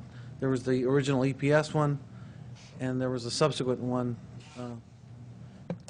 that the city and the county recently came in together to, study the impacts and agreed to an annexation fee based upon the impacts that this study pretty much, brought to light. Okay. I don't know if I have it clear in my mind why, I know this county needs every cent that it could get, but the cents are still coming in. It's just reproportioned. But instead, what we're losing, what does the annexation, how many years does that annexation fee cover the so-called services that were, I would think that money runs out eventually. Actually, it's a one-time fee that looks at getting back some of the costs related to providing services, government services, related to each household. And I can tell you one thing for sure. In no case does the annexation fee actually exceed the amount of costs related to each household. In fact, it's a very dismal attempt to try to recover the costs.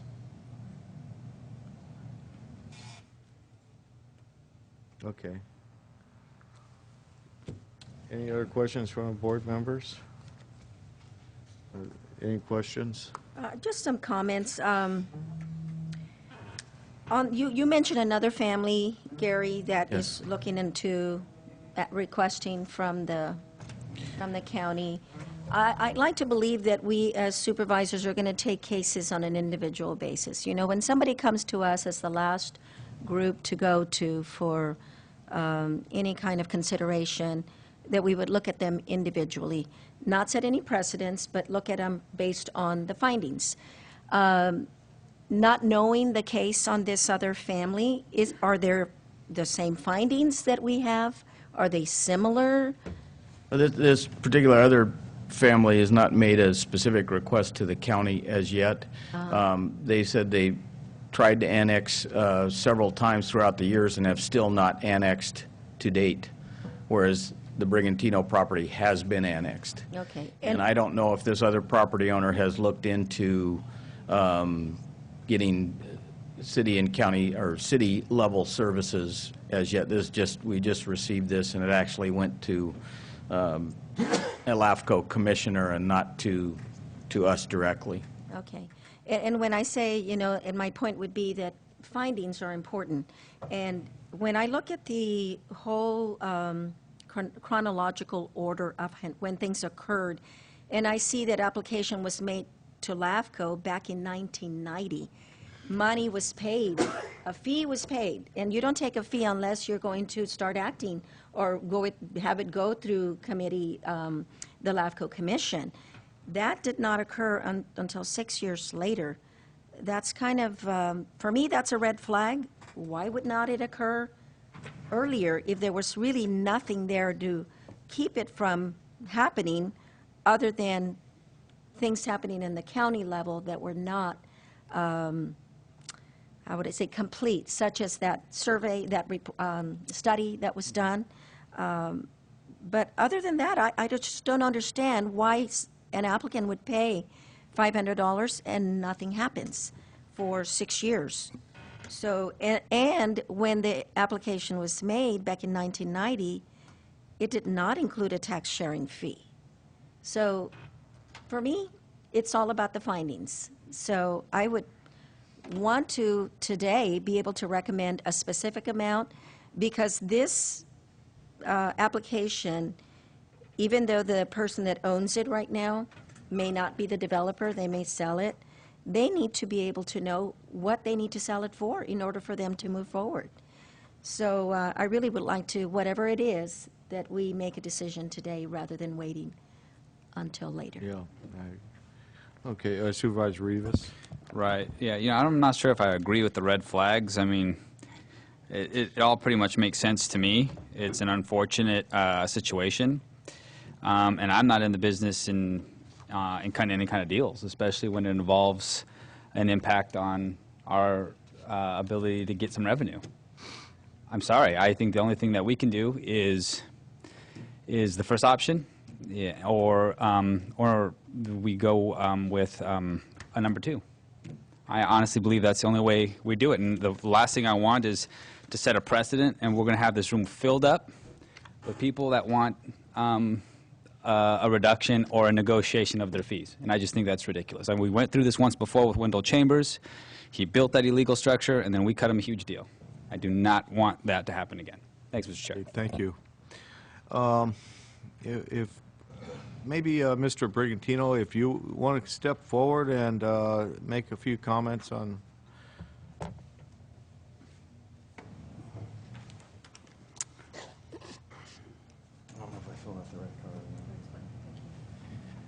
Hi, and thanks for hearing from me again. Just a couple things. I mean, we didn't do anything illegal. We did what we were supposed to do. We were required by the county to annex, to continue the subdivision. We had started it, got to a point where part of it was in the city and part was in the county. They said, if you want to continue, you need to annex. So we started that in '89. In '90, we did pay for the LAFCO fees because they made us pay up front, and then they lost the fees. We had to pay for them a second time, which is $500, but we had to repay. In '92, the city issued their order that we were going to start the EIR. In '93, we completed the EIR.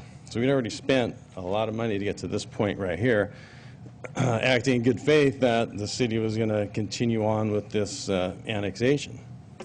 In March 24th, 1994, the Planning Commission, by resolution, certified our EIR. September 28th, 1995, the Planning Commission, by resolution, recommended that the City Council approve the ordinance and our pre-zoning. June 4th, 1996, the city wrote a letter to the county's executive office stating that in accordance with the Cortez-Knox local government reorganization, the City of Hollister is acting as the authority to initiate this annexation. So now we've been working on it for 6 years, spent our time, our money, doing what we're supposed to. And, then we signed the pre-annexation agreement. And that pre-annexation agreement did not contain anything about an annexation fee. The one we subsequently signed later in 2006 had it right in there, annexation fee. But the one we signed there did not. Then July 15th, 1996, the City Council certified our EIR. Okay, so at this point we're done. just go to LAFCO, and, you know, there may be some minor changes, but we're done. Then, June 22nd, a week later, we get a letter saying, sorry, tax sharing agreement expired, and you're stuck right here, you're not going any further. I went to the meeting and asked, hey, just let us finish up with LAFCO. We've been working on it for 5 years, spent all this money, and they said, don't, you're not going to do it now, don't worry about it. We'll get you taken care of right away. They even had us continue on building the subdivision. We went out and they said, well, just keep building it because this will just take a few months. We built streets, we built curbs, we put gutters, we put pads in. Those lots sat there for 5 or 6 years. They had to mow weeds on and fix boards that were getting broken, and it was really a thorn in our side, especially my father's side. You know, he took this all very personal, which I told him he shouldn't, but he did. So that short delay ended up taking until from 1996 to 99 for them to come up with a new tax sharing agreement, which a lot of that, because I was in the office all the time going, what's happened to tax sharing, the city and the county. It was just, they didn't get along and they were fighting, and it took a long time for them to agree on this, way longer than it should have. Then, after 99, when they did have the new tax sharing agreement, until the sewer moratorium, was another 3 or 4 years that we still weren't annexed. And we'd go up there all the time and ask, why can we finish the annexation? Can we finish the annexation? One excuse after another. You know, we needed a 5th member of LAFCO. We needed a member at large. We even had one of the supervisors come to us and say, you're not being annexed, and you're not going to be annexed until we finish up this business we have to take care of. And if we annex you, it's going to weaken our position. And that was reiterated to us by the planning director. Not Gary, the other planning director. And he told us, you just have to be patient and wait. There was nothing, I mean, there's nothing we can do. It's like one of you guys and Gary coming to our office and saying, it's not going to get done until we're ready for it to get done. So we were, you know, we couldn't do anything. We could have gotten an attorney and we could have fought it, but, you know, they already said, don't worry, you'll be taken care of, and that's not our style. We're not going to do that. You know, we love San Benito County. We all live here. My brothers, we have businesses here. And, you know, we just thought this was all going to be taken care of in the right way.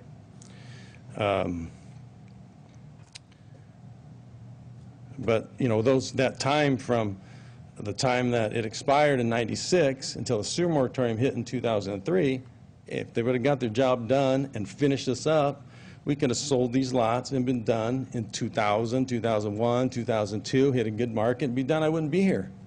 But it was the city and the county's lack of ability to get their stuff done back then that put us in this situation. And as far as setting precedences, if 2 more people come with the same exact issue that I have, and I was up there, I would vote that their fees are reduced too, because it wasn't right, and what, you know, it just wasn't right the way it went down. And some of you guys that have been around long enough know what was happening back there and know that it wasn't all above board. And so I'm not, and I realize, and Robert, I understand your situation about the taxes and the fees, and it's an important part of, you know, running a community. And, you know, I hate to be here to even ask this, but I have to do what's right, and this is what's right for my family, and I have to ask. So, you know, I'm not going to sit here and ask for the fee to be waived, but I would sit here and ask that, and we have to, you know, understand that, you know, I have to have something, I can't do something in the future, like Margie said, because we are not builders, and we will sell the subdivision to a builder, and they're the ones that's going to go get the fee. So I have to be able to negotiate with them ahead of time and know, be able to tell them, this is what your exact fees are going to be when you go get that building permit, so they can tell me how much they can pay us for the lot. So what, you know, what I'm asking is, hey, let's just split it 50-50. You know, whatever the adjusted fee is at the time, we'll pay half of it, or just give us a 50% reduction. And that's it. So if you have any questions? Very good. Anybody have any questions for Mr. Brigantino, Supervisor Munzer? Actually, it's not. It's from what he said, I have for county council. Barbara, does a pre-annexation agreement, does it sunset? Or once it's signed, doesn't it I mean, isn't it valid once a, We had to sign a new one. no, I understand you Yeah. said you had to sign a new one, but wouldn't that, why would a pre-annexation agreement sunset that force them to sign a new one when the fees, and then be charged the fees? I don't know, what's the specific question? I mean, is it, you're saying whether the terms would expire? I don't know whether I have the pre-annexation agreement. I mean, then there's the annexation, I mean, I don't have them both in front of me right now, but then there's the annexation agreement that would probably take, I mean, it follows up on the pre-annexation agreement, so it'd be like, I would think that would take, carry it forward into the future. The pre-annexation agreement was kind of like setting forth certain terms, and then the annexation agreement, but that's just my off the top. I mean, do you have a specific question that we could answer more? I guess I don't have a, my question is, why do he had an agreement dated July 11th, 1996, and then what, in 2006 or so, the city said, oh, that one's expired. But in the copy that he presented to us, I don't see any expiration date on it. Like, this will expire if not acted on by such and such date. Let me look at it just a second. Mr. Chair, while Barbara looks for that, may I just point something out? If we did any kind of, if we waived or reduced the fees, I think it would probably be appropriate that we don't reduce, that these fees are paid up front. And the reason I say that is because now we're going into an agreement with a developer and not with the property owner that went through all of this. And then I think we would be setting a precedence. Just a thought. And wondering if the agreement, if we go into any kind of agreement with the property owner, that those fees then would have to be paid now. Or we can pay, it's like $1 million to pay those fees. We can't. You couldn't do that, because I'm just wondering, and I have to ask this, because now if we wait until, if we collect the fees from the developer, then how do we make it, how do we write this so that the agreement is not with the developer? Excuse me, Margie. I was just asking for a fee reduction, so they get all their fees. They get a road fee, fees for all these different things. When it comes down to the tax sharing fee, because it raises, it goes up. It started at $7,000, now it's $9,000, whatever it is.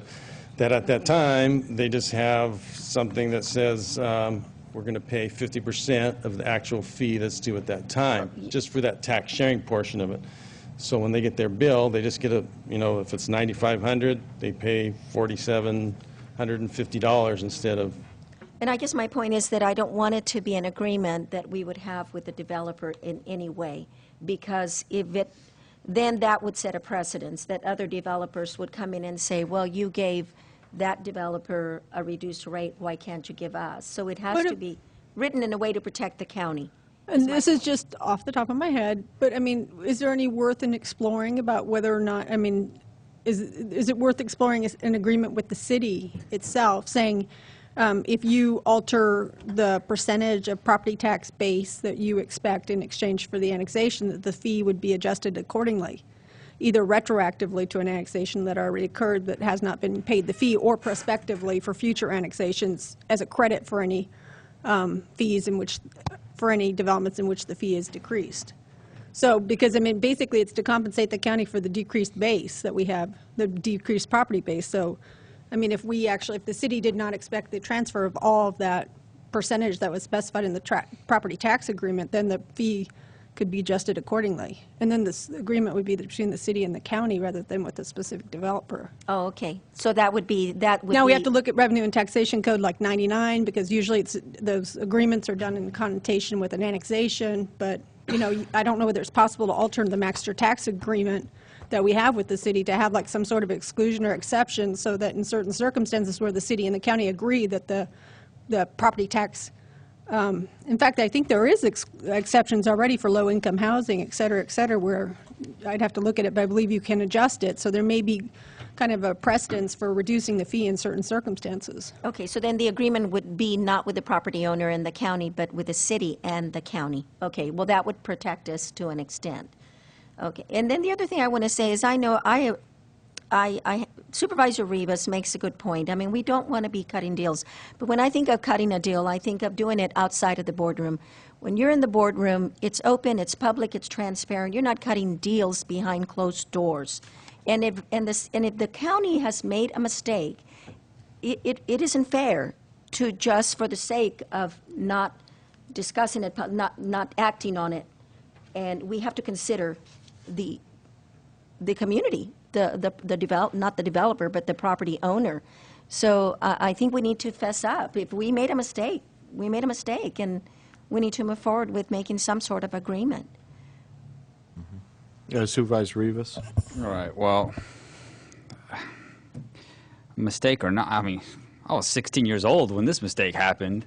I mean, it smells. I mean, and that's what makes it worse is you cut a deal. I mean, that's what makes it worse is we're cutting the deal here in public. I mean, it smells. You know, sure, a mistake was made back then, but those board members, there's a reason why they're not here anymore. We have new leadership. You know, it's not my responsibility to clean up every little thing that happened in the past. You know, we've got to do things right. You know, the way I just view this whole process is just, I have a brother-in-law in Imperial County. He's a big jokester. I'm not sure if you guys know about Imperial County. It's like 120 degrees down there in the summer. He finds a big joke. You have a little baby, puts the dirty diaper in my car. Oh, this is what this feels like. When you walk in that car and it stinks. I'm sorry. It's, you know, maybe it's a bad analogy or whatever, but I don't like taking part in any kind of you know, this type of decision. I'm sorry. All I could say is I hope that's front page news, front and back.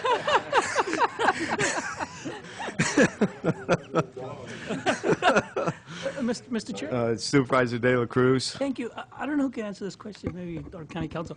If the Board of Supervisors were to entertain any option today, don't we still have to talk about the city, the relationship with the city on this project or applicant? Well, because we're not representing them per se, really. No, I mean, the board has the authority to do what within, if it wants to take unilateral action, it can.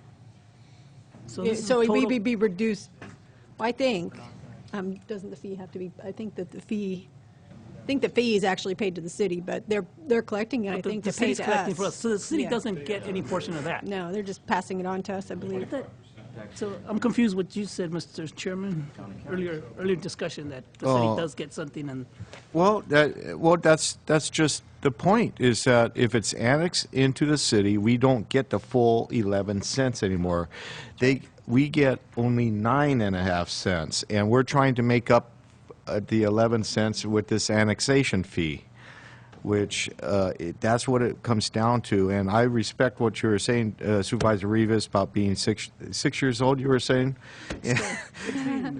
16. And, you know, I don't have that benefit. I was much older, and so I know what was going on during that time with growth and development in this county and the circus that it turned out to be. And what I'm trying to put myself in the Brigantino's family situation, that, okay, we have this property that's within the city's probably sphere of influence. The county, it comes to but it's in the county. You go to a county planning department and they tell you that you need to be annexed in. And there's no tax sharing agreement. This carries on for years and years. And the mentality at that time in both the city and the county was anti-growth. Not managed growth, but anti-growth, zero growth. And so in the meantime, I believe that there's been somewhat of a taking of property rights. And so they couldn't get through LAFCO. Even though they did everything that they were supposed to do.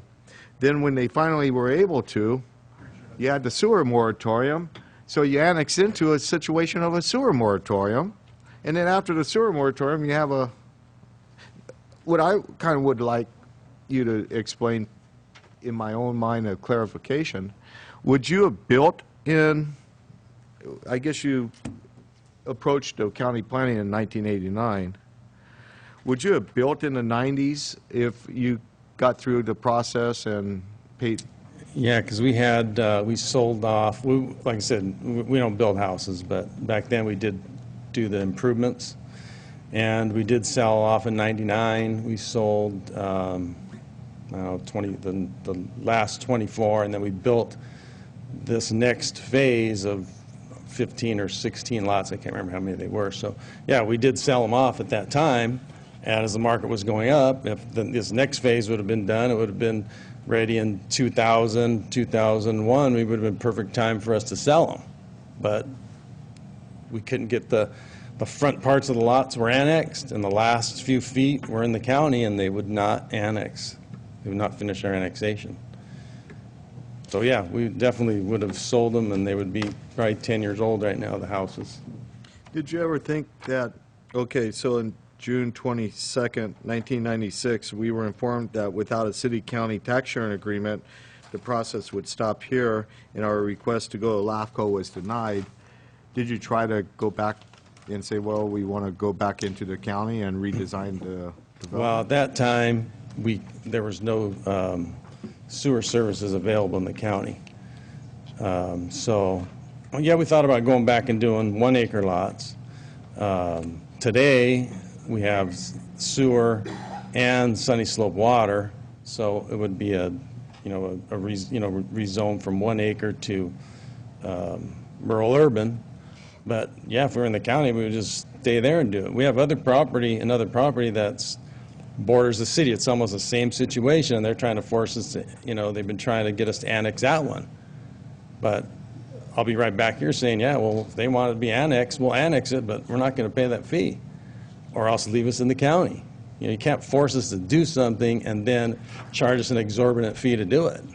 It's not right.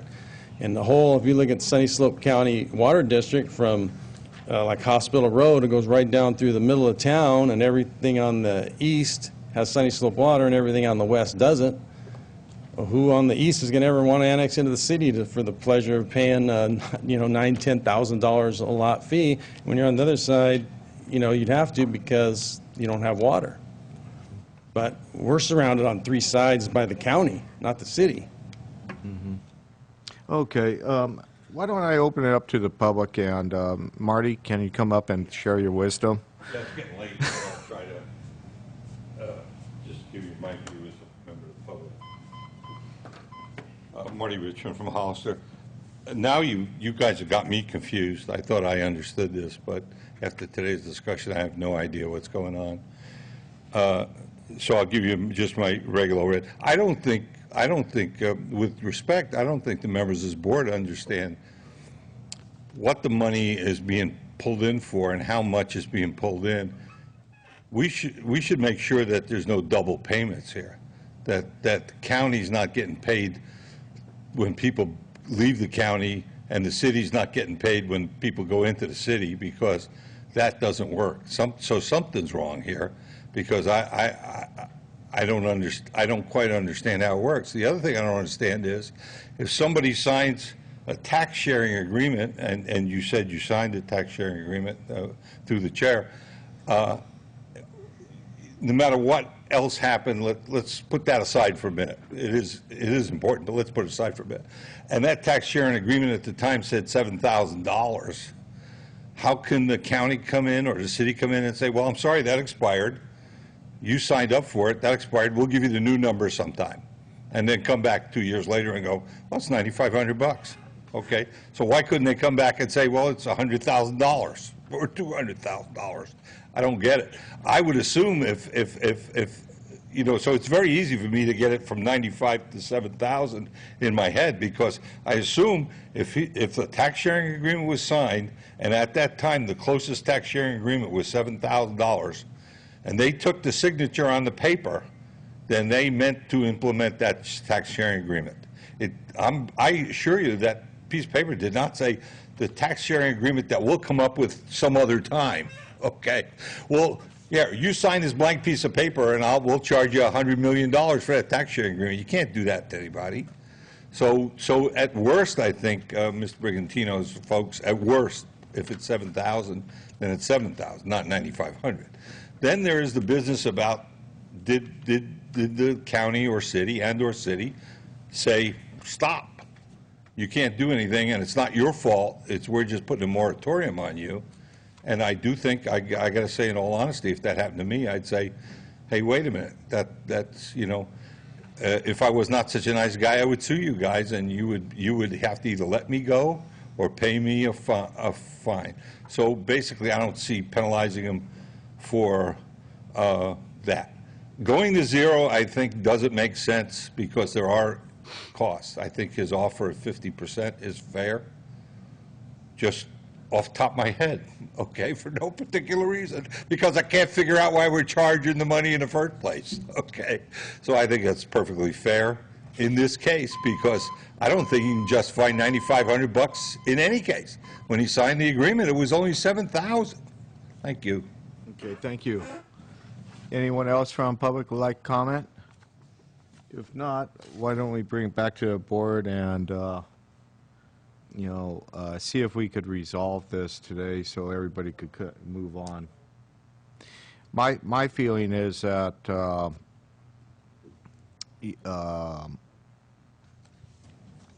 we should have a reduction in this particular case, and I agree with Supervisor Barrios that if there's somebody else out there that's going to make a claim, that, you know, we have to look at the circumstances, but the circumstances for the Brigantinos, you know, clearly, I think, shows from their timeline and even the timeline of the annexation history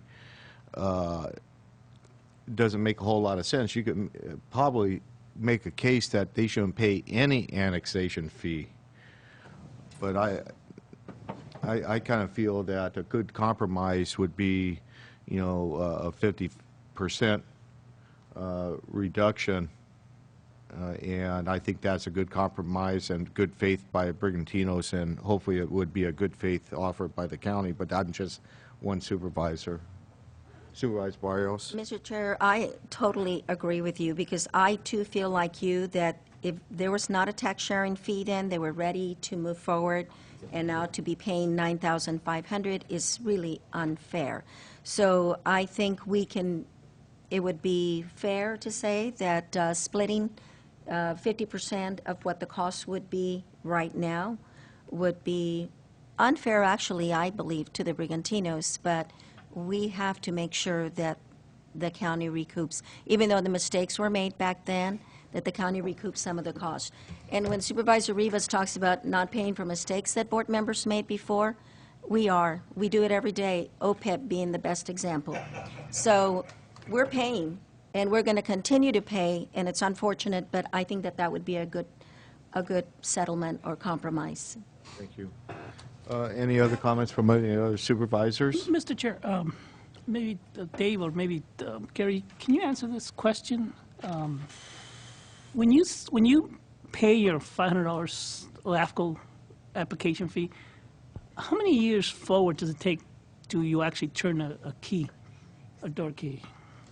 Let me get back to Under normal circumstances, without political. Under normal circumstances, in a case like this, the city actually brings the application forward to LAFCO, and they're the lead agency. They're the lead. The applicant pays the application fee, but it's the actual city that's processing the annexation. And that application fee should be good for some time until the application is processed somehow or denied. And if it was never processed, there should have been some refund to the applicant if funds were not used. If it went to a certain stage and those funds were used by LAFCO staff to prepare materials for the LAFCO Commission, potentially could have used up those funds. But I can see an application sitting in limbo for some time, and I'm not quite sure why he may have been charged an additional fee. So I have no explanation. You didn't answer my question. State the question again. My question is, how long? What's the average time before somebody actually 20 years before somebody actually submits an application to the city, and then it goes to LAFCO, and then they go through the process, they get, final map, and then somebody moves into the house. Because it seems like that's what we're talking about here. Yeah, the actual LAFCO application usually doesn't take that long. There's a number of other things that happen in this case. There's a pre-annexation agreement with the city. They required an EIR for that project because they were, in effect, changing the zoning on a property to a much higher density. And so that EIR process took place, and that's what happened in the early 90s. And they weren't really ready to annex until 96 or so, after that was done. The EIR had to be certified. So then they would come in with an annexation application at that time, and I'm assuming that at that point they decided the tax sharing agreement wasn't there and postponed or turned them away. But today in our world of annexation or a LAFCO process is a matter of months from start to finish. We've just processed 2 or 3 city annexations this past year. Okay. All right, thank you. Supervisor Barrios, your position earlier, you're saying that at a minimum we should discount somewhere about 50%, and that's because of what happened in the past, correct? Mm-hmm. Okay. All right, thank you. Okay. But one more point, Mr. Chair. Our council made reference to going to the city to see if there was any wording, right? Whether any findings, anything that we could use to. Well, the question is, do you want to share the pain, so to speak, with the city?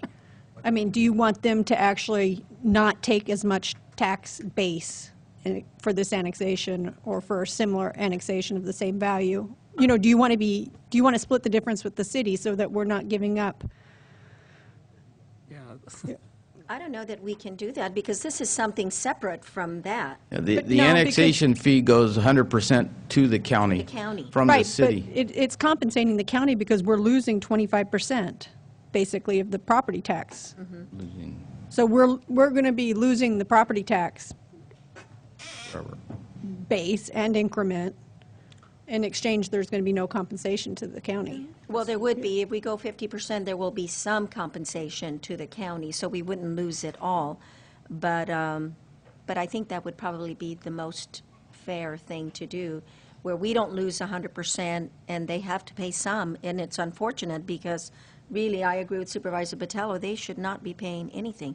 But if they're willing to pay 50%, then I think we can move forward and let this thing happen. Mm-hmm. Yeah, and from what I understand, the fee is due probably on the final sign-off on each building. Yes. Occupancy of the particular house itself. Right. Right. So when they hand the key ready to hand the key to the new owner, they get a final building permit occupancy final review, and then they can move in the house, and that's when that fee is due. So it's collected by the city and passed on to the county. So I do think it's appropriate to memorialize that with the city in an agreement. And if it's just a simple agreement to that effect, that basically we're not expecting them to collect the whole fee, only to collect half of the fee, then I think that that's a pretty on this particular assessor's parcel I think that's number. I think that would be doable. Yeah, and this doesn't have any effect on the property taxes at all. No. So, would you want to make a crack at a motion then, Supervisor Barrios, or? Okay, then I will go with the decision to reduce the fees to 50% of the current $9,500 annexation fee that exists today for this property assessment or property only. Okay. May I request clarification? Okay. So typically the fee has an escalation clause, a fixed fee. It's kind of like a COLA jump up. So we actually won't charge the fee for 2 years or more out. But you want to fix it today at 50% of the current rate today?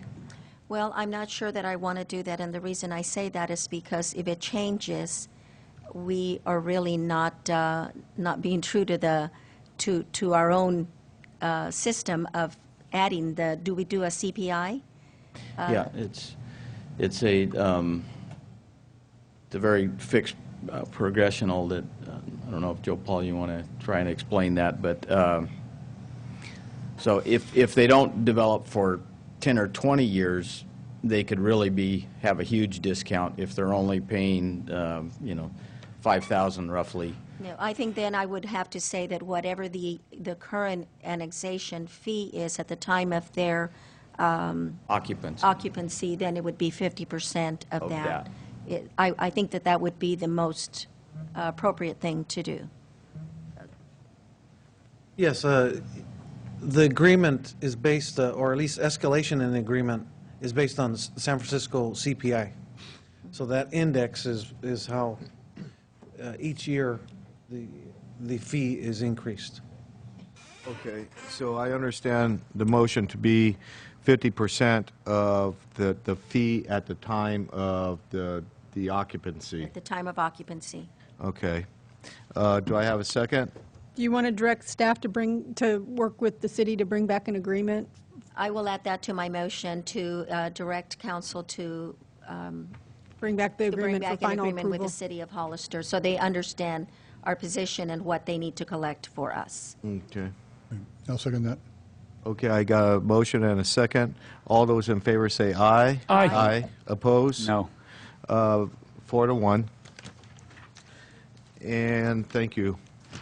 We'll move on to receive a report on various development agreements. Thank you, Mr. Chair. Due to time, we'll make this very brief. We have a requirement as staff in the development agreements to bring a report to the Board of Supervisors periodically on the status of development agreements to maintain our portion of development agreements. We currently have 3 such agreements. One is with Solargen, and just to give you a brief status update, they hope to have their appeal reviewed soon. They're looking forward to winning that appeal, and they're hoping to move forward with construction. The PV2 and Duke Energy also have to get an agreement with an entity to take their power if they are able to develop, so that'll be another milestone for them. So we assume if those 2 things happen, the project will move forward, but those are 2 big ifs that we can't prognosticate at this time. Second project is Santana Ranch development. The actual tentative track map for the project was approved by the Planning Commission at the last meeting. The representatives are here if you have any questions, but they are moving forward with grading plans, hope to submit very soon, and improvement plans, hope to grade during this dry season and build homes for early next spring, probably in 50-unit increments, that sort of thing, and that'll be a function of absorption. So they're actually moving forward that development. And the third is Fairview Corners. We have not heard their plans as far as moving forward. They are making inquiries about some of the adjacent properties and sewering the property. So they're still out there, but nothing too definite there. But that's a brief summary and answer any questions. Any questions for the planning director? No questions. Very good. Thank you. That information item. I don't see. Oh, a public comment. I'm sorry. No public comment. And we'll move on to the next one. Thank you, Mr. Chair. This is a request from Stone Creek Property. They have 2 very small subdivisions that have been approved, a 8-unit and a 6-unit. They're close together but not connected. One is the extension of Cypress Street north of Sunny Slope. It's called Creekside 5. That's 8 units. The other one is Creekside 6. It's a 6-lot subdivision on Los Altos Drive, which is a private drive, by the way, and just southerly of Hillcrest Road. Both properties are R1 single-family lots, and they do have the requirement to form some sort of financial entity to take care of road maintenance, street lights, open space, The two projects are somewhat dissimilar in that one has a public street, one has a private street, and one has a fairly significant open space creek running behind it. So Stone Creek Properties is requesting the ability to create a CSA for one or both of these properties, or potentially both together. They don't feel that a homeowners association is suitable for these two projects and would like to move forward with the formation of a CSA if possible, and wanted to get some preliminary board direction on your desire to accept that application. And Brian Curtis is here. He may have some further clarification. Okay, Supervisor Barrios? Thank you, Mr. Chair. We kind of swore that we wouldn't have or add any more CSAs in the past. That's why we're here. Oh, because, you know, they're working now, but it has taken us a lot of steps to be able to be where we're at. We know that there's a lot of discontent with property owners that don't have a clue on how it works, that are coming in new, that we would have to make sure we educate, go through the system. They're not always happy with the 218 process, don't understand it. So we would kind of have to start all over with creating a CSA that way. So are there any other alternatives to a CSA that would be easy to set up and maintain and not have us go through so much trouble? Homeowners Association is probably one of the few other methodologies, but they would have a 6-member association and an 8-member association likely for these two projects. And what is wrong with that? I don't understand. What would be the Brian, disadvantage? would you like to It would discuss seem to what- me that it would work easier when you have less members on there and you'd have less folks you have to contact and sit at the table. And so, Brian, I'm sorry, but That's okay. you've seen us work through the CSA Yeah. process. And I understand your concerns with CSA, and I just want to point out one thing is most of your CSAs, being in the county, have water and sewer issues, and this one's on Sunny Slope Water and City of Hollister Sewer. So those issues wouldn't be a part of the CSA. It would only be the road maintenance, which I think is less of an issue versus the water and sewer. So I just want to make that one point, that it's not as complicated as most of your CSAs. But basically, because it's such a small subdivision, we'd have to form the board for the homeowner association. Every homeowner is going to basically have to be a board member to operate it. That's a big red tape process through the DRE just for such a small subdivision. And then I have a question for Brian. These numbers that were given to us, where they seem awfully low, are they really realistic numbers based on today's prices? I believe they are. I'm only suggesting that, I'm not saying that would be the final number. I'm agreeable to adjusting those numbers, but that's my assumption as to what the maintenance of of that work would run. And to that, I think there's an escalator that would be added. Okay, thank you. Thank you, Mr. Chair. Okay, I guess they would have to vote to form the CSA to begin with. No? Oh, so... You have a single property owner until the individual lots are sold. With 8 lots. They've subdivided the lots, but they have not built homes or sold them yet. So there is a single owner, as I understand it. You would have to form it prior to recording the map, so it would be one owner at that point. So they'd have to do what? They would have to form the CSA prior to recordation of the final map. So there would be one owner, so there'd be an easy vote. Whose district is this in? If it's in District 2, I vote no.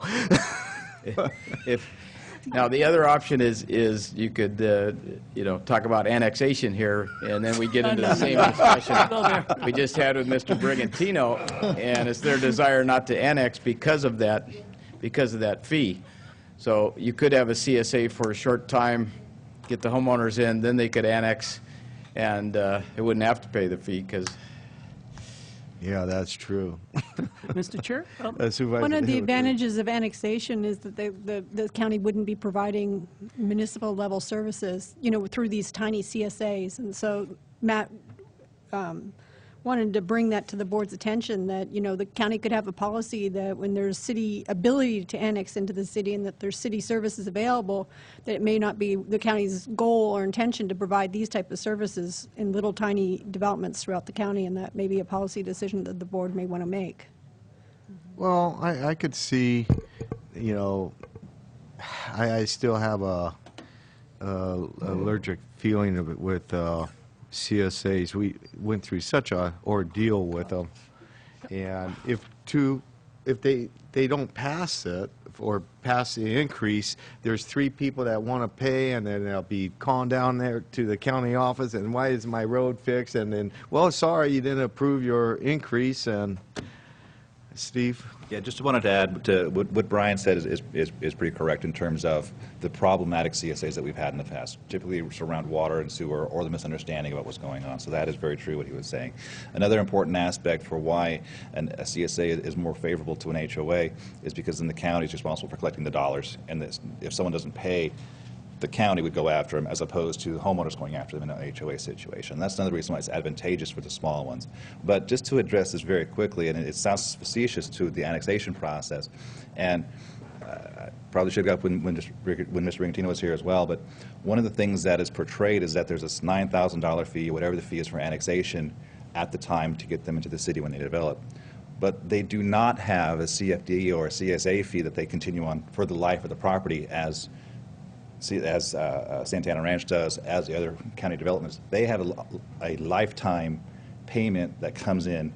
In lieu of that lifetime payment, they're paying $9,000 up front. So it may be a little bit more expensive on the front end, but over the life of the property, it's actually probably cheaper if they are in the city. So the annexation aspect may be a little bit of a sticker shock in the beginning, but over the long run, it may make some better sense. Something like the Creek Bridge properties, and there's a history there as well that goes along with annexation and moratoriums and things of that nature, are prime examples, particularly Creekside 5, which is an extension of a city street. That one really should have been annexed. And at the time that it was going through, there was moratorium issues with that, but now that that's over with, there's some other things that have made it clear, and now it's easier just to go through the county development process.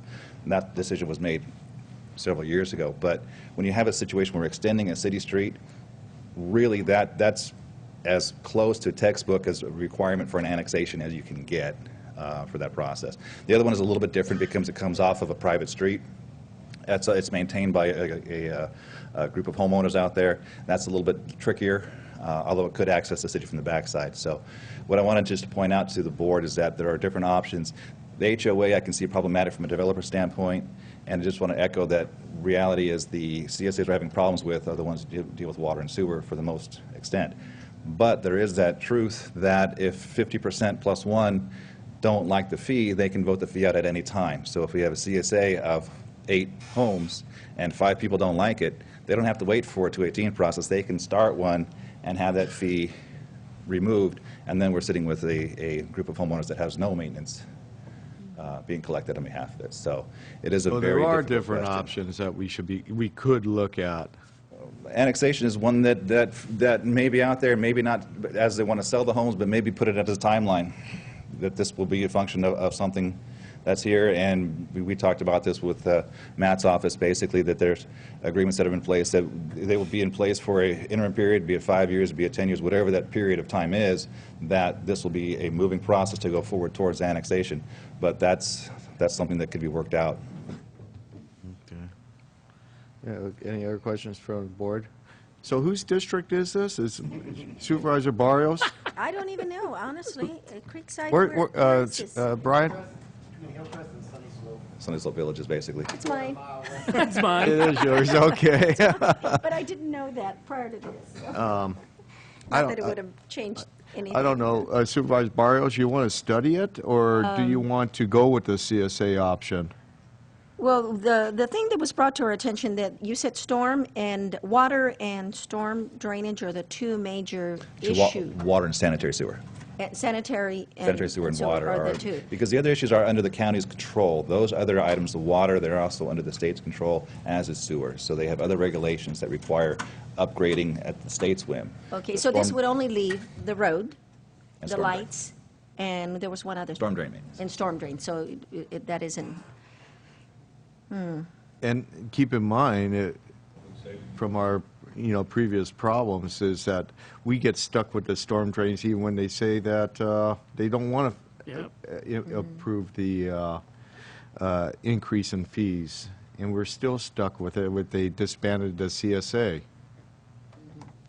What is the storm, what would be the storm drain issues there? On this particular CSA, it's basically built to city standards, and what we have is it's called a drain inlet where the water collects and pools down from the street, and it exits into Santa Ana Creek, right?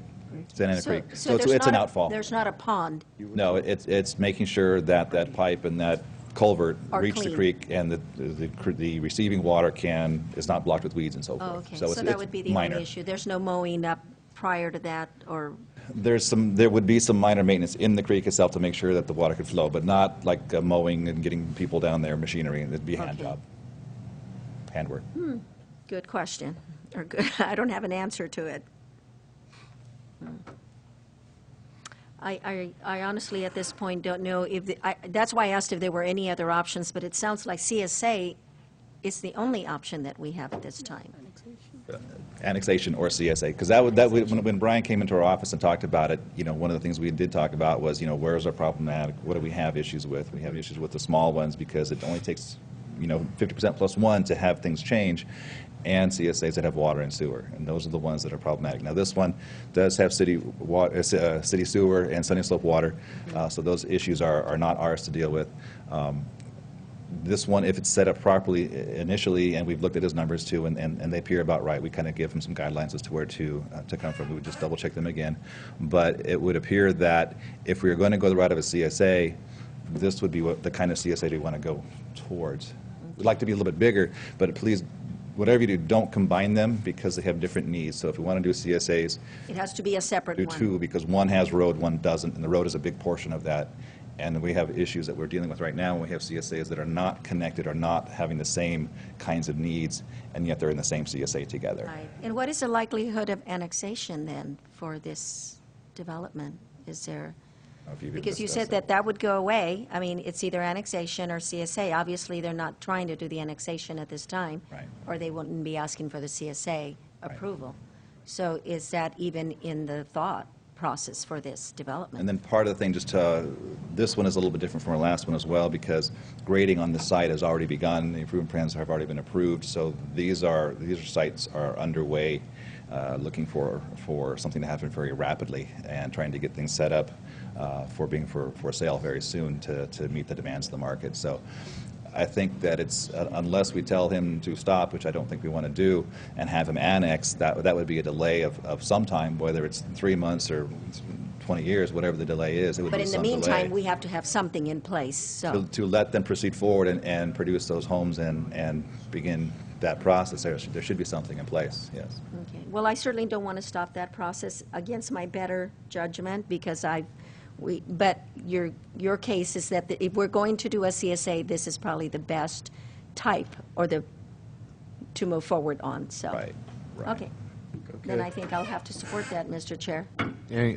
So go ahead and make a motion, Supervisor Barrios. Okay, I'll go ahead and make a motion that we form a CSA for the project stated at Creekside 5. Yeah, we're not actually, I don't think, forming it right now, but just to say that the board would support, going through the process to form a CSA, because there's a lot of procedures that will have to be followed. And okay, then I'll make my... So, I mean, it's more like just that's a potential possibility that the board is interested in pursuing Okay, then I'll make further. a motion that the board move forward to support a development of the CSA for this project. Okay.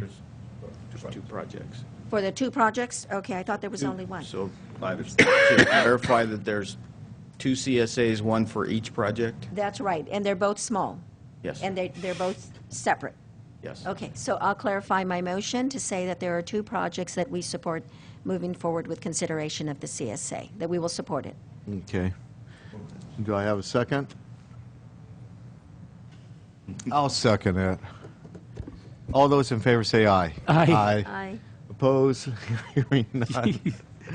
Okay, we'll move on to, I guess we have to fix 885 or 855, whatever it is.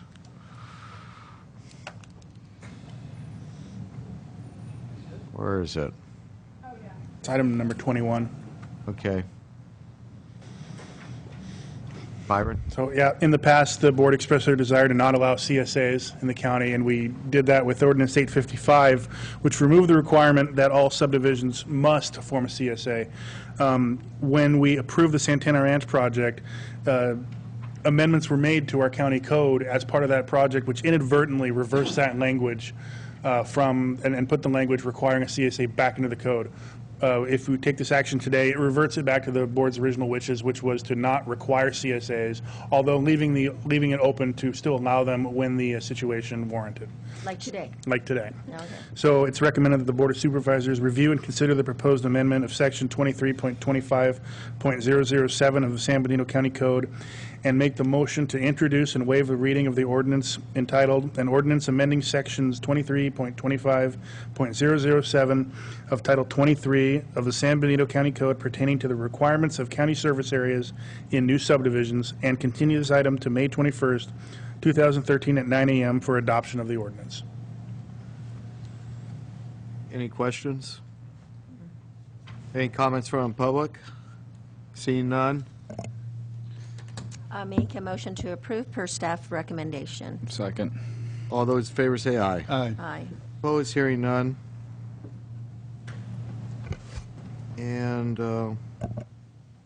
23, sale. Yeah, thank you, Mr. Chair. Yeah, we have item number 23 on our agenda. This will be presented to us by Steve Whittier, Director of Public Works, and this is going to be regards to approving the LICO and Greco Properties, LLC, large lot phase.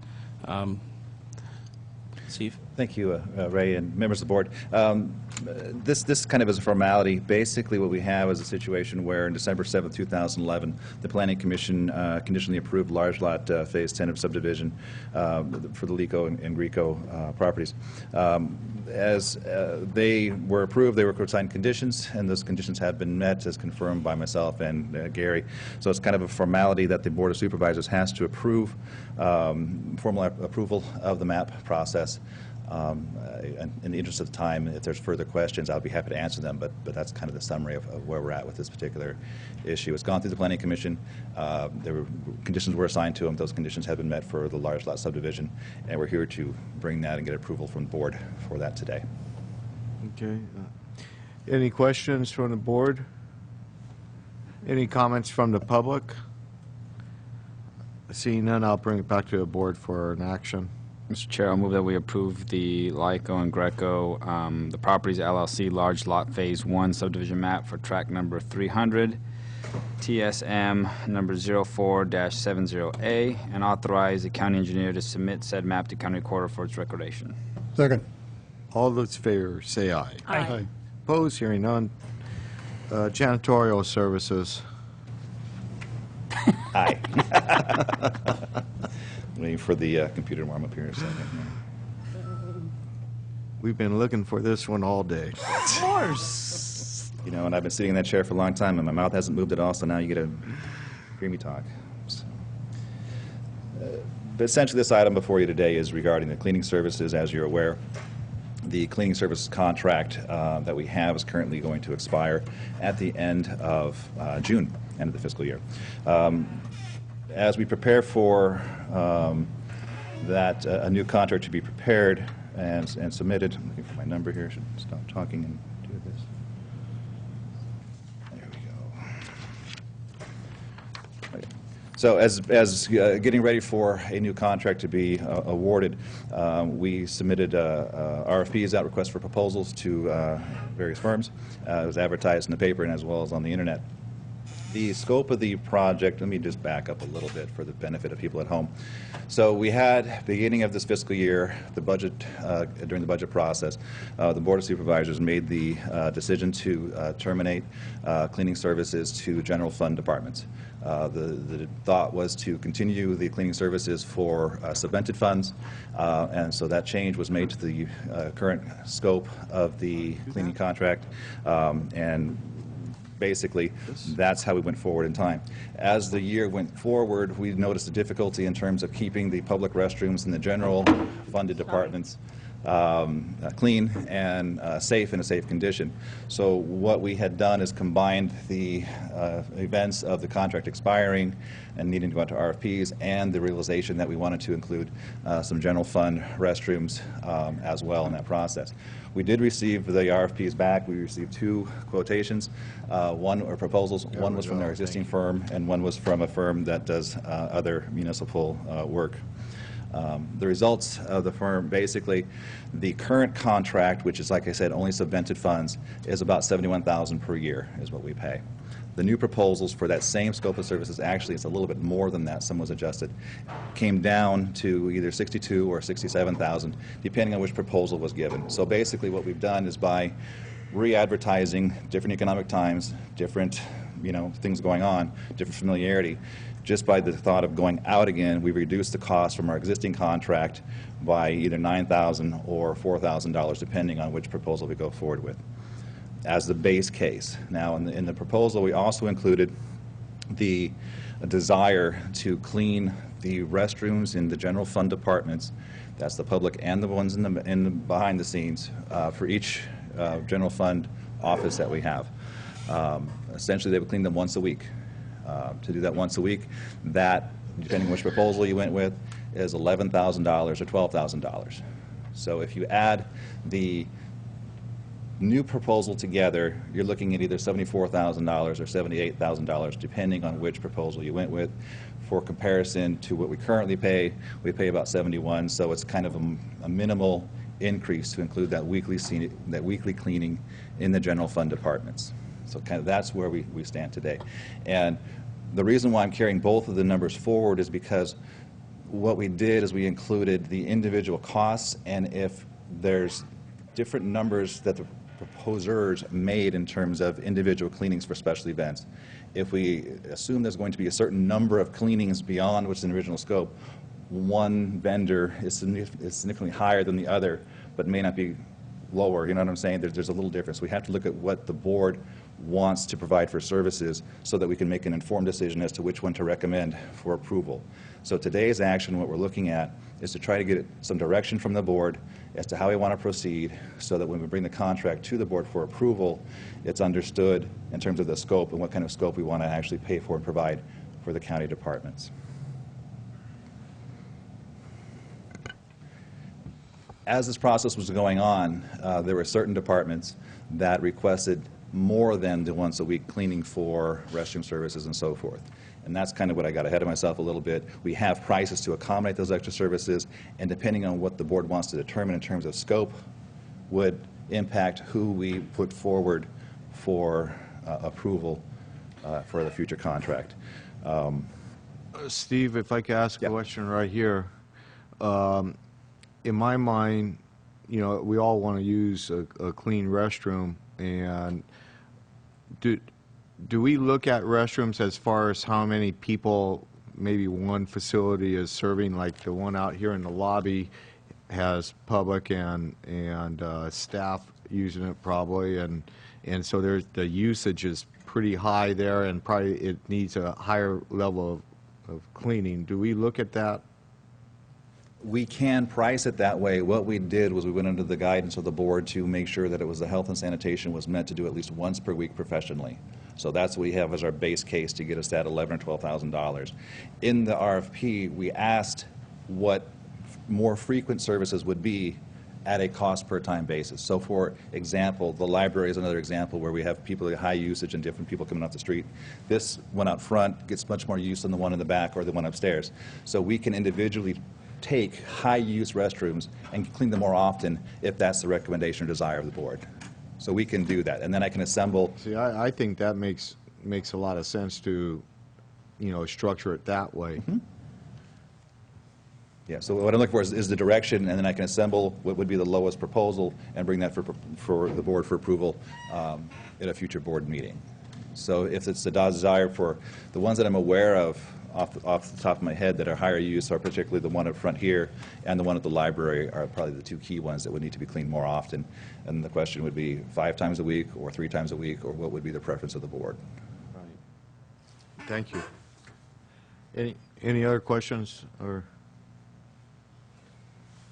That's where I'm at, Okay, actually. any comments from the public? I'll bring it back to the board as far as what direction we should. I would just When- support, go ahead, Barb. One thing I'd like the board to consider is whether or not this is an issue that you'd like Renee Sloan to weigh in on before the board's final decision on the issue. Barbara, your mic on? Just, I don't know whether this is one issue that should be looked at by Renee Sloan, the firm that we just hired today, before the board makes a final decision on the issue.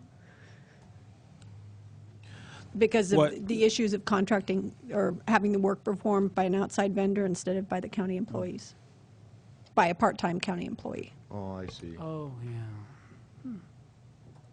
Actually, it did cross my mind. Well, So if I could offer something to that as well, is we should look at that and make sure our I's are dotted and T's are crossed. But one thing to keep in the back of our mind is some form of custodial contract has been in place with the county since 1991. The employee that was not funded and then turned into retirement this past budget cycle only serviced this building, and he was overflow help if there was a problem at the courthouse. So countywide, if we're looking at countywide, we're not talking about hiring a half-time employee or full-time employee. If we want to replace all the custodial services with county employees, that's fine. I have no argument with that. But we're going to have to increase my budget for that by about $200K because I'm looking at hiring 4 to 5 new custodians to serve the contract that was covered by the scope here. So that's fine, and whatever we have to do, but that's the cost implication of that. Yeah, and then another problem, then we got to give them a car and all that. Not a car, a van. I don't know. My preference is still to contract this out. I think that's a more reasonable path. I'd like to see, a little bit more frequency of cleaning in the high-use, facilities, and do that. Any other comments? Well, I guess my only comment is the contract is dropping, 62,000, 67,000, whatever, but that's for the subvented funds.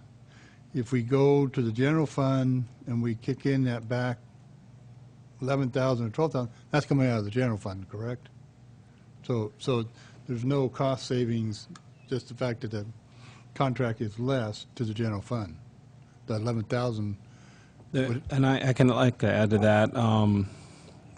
We, due to the health and safety concerns, I was able to talk to our Trindale Insurance, and they were willing to basically pay $5,000 of that for this following year. So it will be subsidized and won't be entirely from the general fund. So I just wanted to make sure the board's aware of that as well.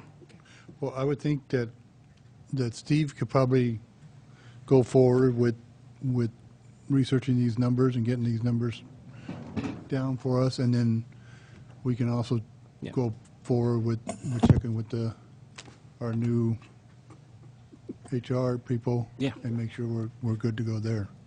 Yeah. All right. Is that clear enough direction for you? Yeah, essentially what we'll do is we'll bring the contract back, either depending on how long the research takes with the outside firm here, whether it be the first meeting or unfortunately the second meeting in June, because the contract does expire June 30th, and I know we have budget hearings at the June 18th meeting, so hopefully it'll be very small and very quiet item to go through because we've already discussed it, but we can work with that and make sure we're all on the same page in terms of our legal requirements and the recommendation we're making. Okay. All right. Very good. Can I have a motion to adjourn? So move. Second. All those in favor say aye. Aye. Aye. We're adjourned to May 21st. No, May 14. Thank you. May 14, Mr. Chair. Oh, May 14th? Yes. Yeah, special, Oh, excuse me. but that's a special meeting, so you're right.